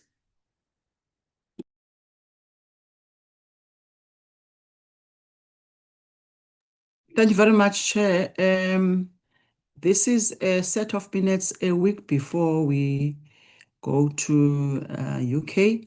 Chair, members that were present in that meeting, Member Mahata, Member Munyai, Member Ramaila, Member Nhlong, Member Masango, Member Sharif, Reverend Gabaza, Member Mtweni, Member Mare, and Member Tafeni. Chair, we receive the agenda of the that meeting. Lindiwe, why in the last meeting minutes as well, you just went right past Honorable Member Peters, and now too. Didn't I say Member Peters No, after Tafeni? No, you did not. Oh, sorry, ma'am. Sorry, Chair. I'm profusely apologize, Member Peters. No, I don't have anything against you. I just let it slide with the previous minutes, and now I thought, oh, let me before I get No, into trouble. sorry. It's not intentional. Maybe No the problem. names. No I problem. actually went back to go and make sure that I was in the meeting. Okay, no problem. Go ahead. But in the record, it's there. It's a matter of There, me yes, it is. You saying just it, didn't mention yes. it. Yeah. Yes. Okay, go Chair, ahead. the agenda of that meeting, Chair, was to receive a presentation from TSD, SASA, on the infrastructure requirements for SASA, Chair. Sorry, Chair. The minister was there, and the DG was there, Chair, the former DG, and also some staff, and also the CEO of SASA was also there, Chair. Is no longer acting, sorry.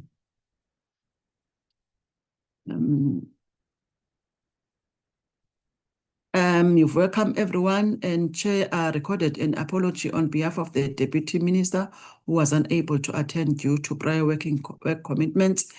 And then the Reverend Gabaza moved for the adoption of the agenda, seconded by Member Nhlong, Chair, and then there were no minutes, and then the Minister provided an overview on the subject matter, Chair, and she made reference to the Government Immovable Asset Management Act, popularly known as the GIAMA Act of 2007. And that act also includes acquisition, leasing of buildings, and maintenance of office space for user departments or public entities such as SASA. She also tried to explain the processes of how the department has dealt with issues pertaining to this piece of legislation, Chair. And also we received a presentation from SASA, which they made reference to Section 2 of the SASA Act, which is Act 9 of 2004, Chair. And then they also mentioned that SASA faced continuous challenges with the Department of Public Works and Infrastructure in finding appropriate office space and management of lease portfolio, Chair. Amongst other things, it also reported that the Minister of Social Development had approved a deviation from SASA, from the SASA policy, and granted SASA permission to procure office facilities directly according to Section 12(1) of the SASA Act. Consequently, the KZN has the approval for the following offices: Pietermaritzburg District, Pongolo, Mooi River, Ngqopo Regional Office, Imandeni, Umzimkhulu, and Verulam, Chair. And then the committee deliberated on issues. They also noted the comment made by the minister that he has not been able to meet with the Minister for Department of Public Works and Infrastructure. It also indicated that it had invited the minister to the meeting. If you recall, members, that meeting didn't materialize. And then there is another meeting for, I think, 10 of June, where we'll meet with the where we'll have a joint committee on public works and infrastructure share. So that meeting has been approved, and then the portfolio committee is available to have the joint meeting with us. Also, Chair, the government also raised concern about the impact of inadequate infrastructure on service delivery and the dignity of beneficiaries. It also highlighted the conditions faced by clients at some offices, including long queues outside buildings, insufficient waiting areas, and continued use of temporary structures in several regions. I think these issues were also articulated during the discussion of this APP committee report, Chair. And then also the committee wanted to know the number of SASA leases managed by the Department of Public Works and Infrastructure that expired and are operating on month to month. That's a question. It also concerning that SASA still has a month-to-month leases. This has implication for landlords in terms of committing to address the OHS, occupational health and safety issues if they are uncertain of the duration of the lease. According to the SASA Act, can SASA take over the leases so that it can hold the landlords accountable, Chair? And then there were responses provided by SASA, Chair. And then the resolution was that the committee hold a joint committee meeting with Portfolio Committee on Public Works and Infrastructure, DSD SASA, when it is briefed by the Department of Public Works and Infrastructure. That meeting is set for 10th of June, Chair. Also, SASA should brief the committee on the outcomes of conditional assessment. Chair, we can arrange that meeting. SASA to present its long-term property portfolio strategy and its timelines to the committee. It also provides the committee with a list of all offices that have been classified as high risk.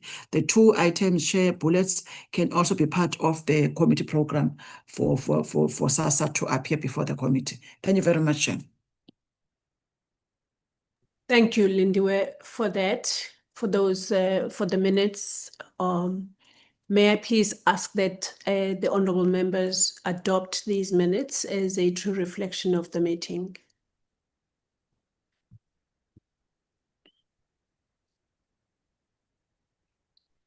As you are contemplating whether to adopt the minutes of the meeting, members. Thank you. Honorable Murray. Thank you, Chairperson. I adopt the minutes of this meeting. Thank you so much, Honorable Murray. Honorable, there's no other honorable. Honorable Sharif. Chair, I was laughing a little bit when you said contemplate the minutes, because it's like you're a mind reader, because I was indeed contemplating the minutes, Chair. Okay. Chair, this is my input, and I'll obviously take guidance from you, Chair. In that meeting, I'm pretty sure it was that meeting where I requested to put something on the agenda. And then I think it was Honorable Munyai who said that we cannot put it because we had already adopted the agenda. Chair, just in terms of precedence and process, I'm asking, should that not have been minuted just for future reference, Chair? Lindiwe, there is a question directly there in the meeting.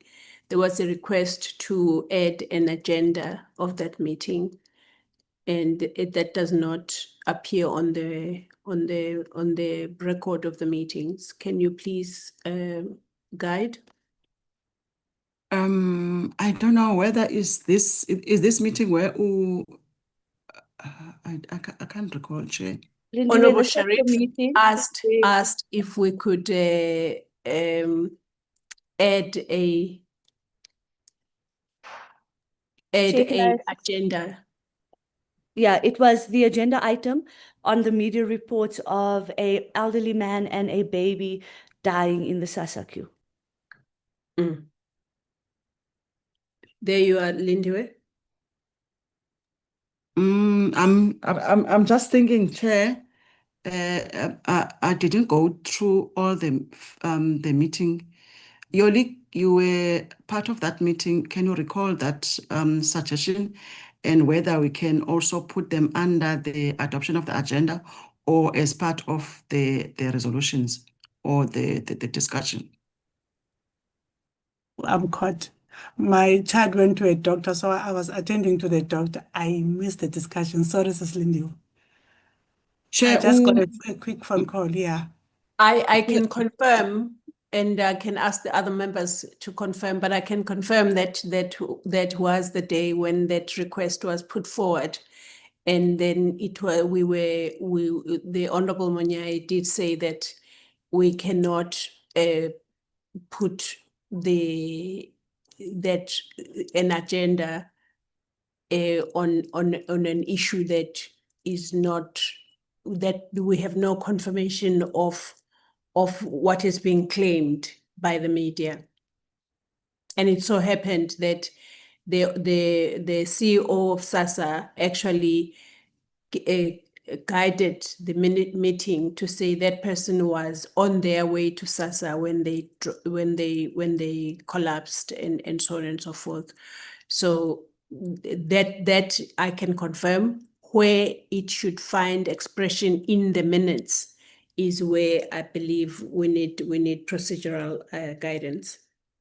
Anyone, honorable members, not just Lindu, I don't want to put her on the spot. If this is not what she can provide. Honorable Sharif? Yes, Chair, I think it would fit under the beginning where we say the agenda was adopted. I think in second paragraph, just basically saying what had transpired, that I had tried to put it on the agenda, but I was told that because we had already adopted the agenda, I'm unable to do so. And then that is correct, Chair. The CEO then gave us feedback on it. And that I'm just asking if it should be put in just for procedural and for the future. So if any member of the committee wants to add something to the agenda, we have this minuted, Chair. Okay. Thank you very much, Chair. Sorry for just jumping in. I think we remember when we made a response to Honorable Sheriff, we made reference to a decision where we said that for any matters they were not part of the agenda, it must go through the office of the chairperson for consideration and approval. But I'll go and check on that meeting. Also to note that in the meeting, in the minutes, we don't put the names of a person. We can say that a member, or there was a request for an additional agenda item, which the committee was of the view that it should be deferred to, or that request must be submitted to the office of the chairperson. So this is a committee decisions.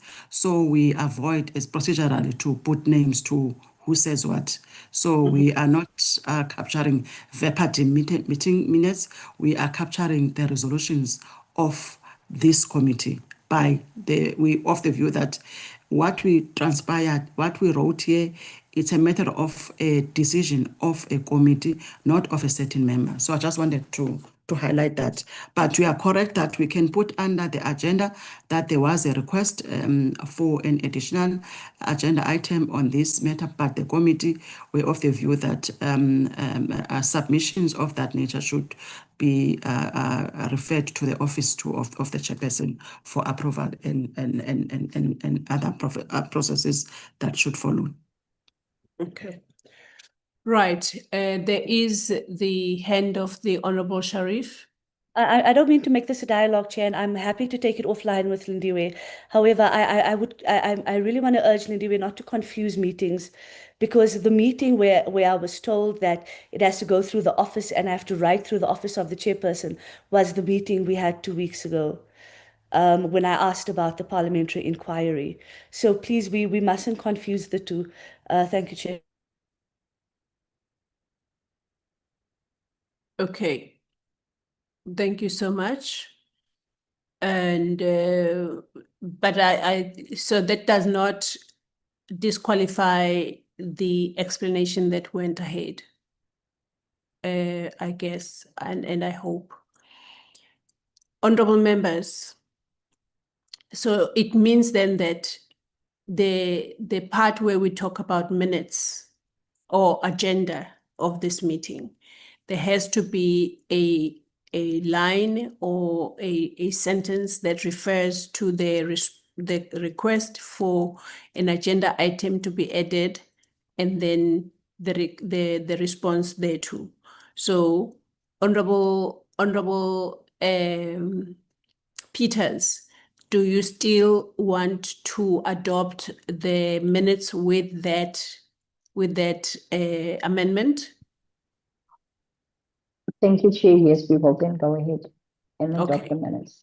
Yes, and Honorable Mare, was it you that, oh yeah, it was Honorable Sharif. Do you still want to adopt the minutes with that amendment? Yes, Chair, I can adopt minutes with amendments, Chair. Thank you. Honorable Chair, you're muted. Oh, sorry about that. I'm really thankful, rather grateful to all of you for having stayed for both the external and internal business, and for us to finish our work, because we have been in the past having to defer things, but today we were able to go through all the items of our agenda and have exhausted every single meeting. I will make this committee aware as soon as we receive, in fact, through the Office of Lindiwe, as soon as we receive the answers to the questions that were asked and not responded to, or when I receive the response from the Honorable Minister in this regard. So for now, I would like to thank all of you for your time. And Nesli Sharif, Honorable Member. I am so sorry, but I just realized today's the 13th and the PAC promised to send us the final report. Can we please just do a follow-up on that? Thank you, Chair. I'm just looking at the Twitter from the social development that they just posted. So I just wanted to ask if we can please just get that report. Thank you, Chair. Okay, can I just say that it was the deadline for the minister to get back to have responded to the report by the PSC. So they were not going to send us the final report. It was going to be a deadline for the minister to have then given whatever information she needed to give them. But obviously you are right. We will be communicating with them to find out then when can we have access to that final, very, very highly awaited final report by the Public Service Commission on the report. But thank you so much, Honorable Sharif, for that reminder. It does make us all want to do what we need to do. So, honorable members, thank you so much. There is still a meeting that will take place at 2. I don't think it will be the meeting on women, youth, and persons with disabilities, because I think that one has already happened and finished. But we still have other hybrid meetings or debates that we can be part of. But thank you so much. And thank you so much for the support office, for your being there always to give us these briefings and reports. And with that, I would like to declare this meeting adjourned and wish you all many, many, many, many blessings. Thanks.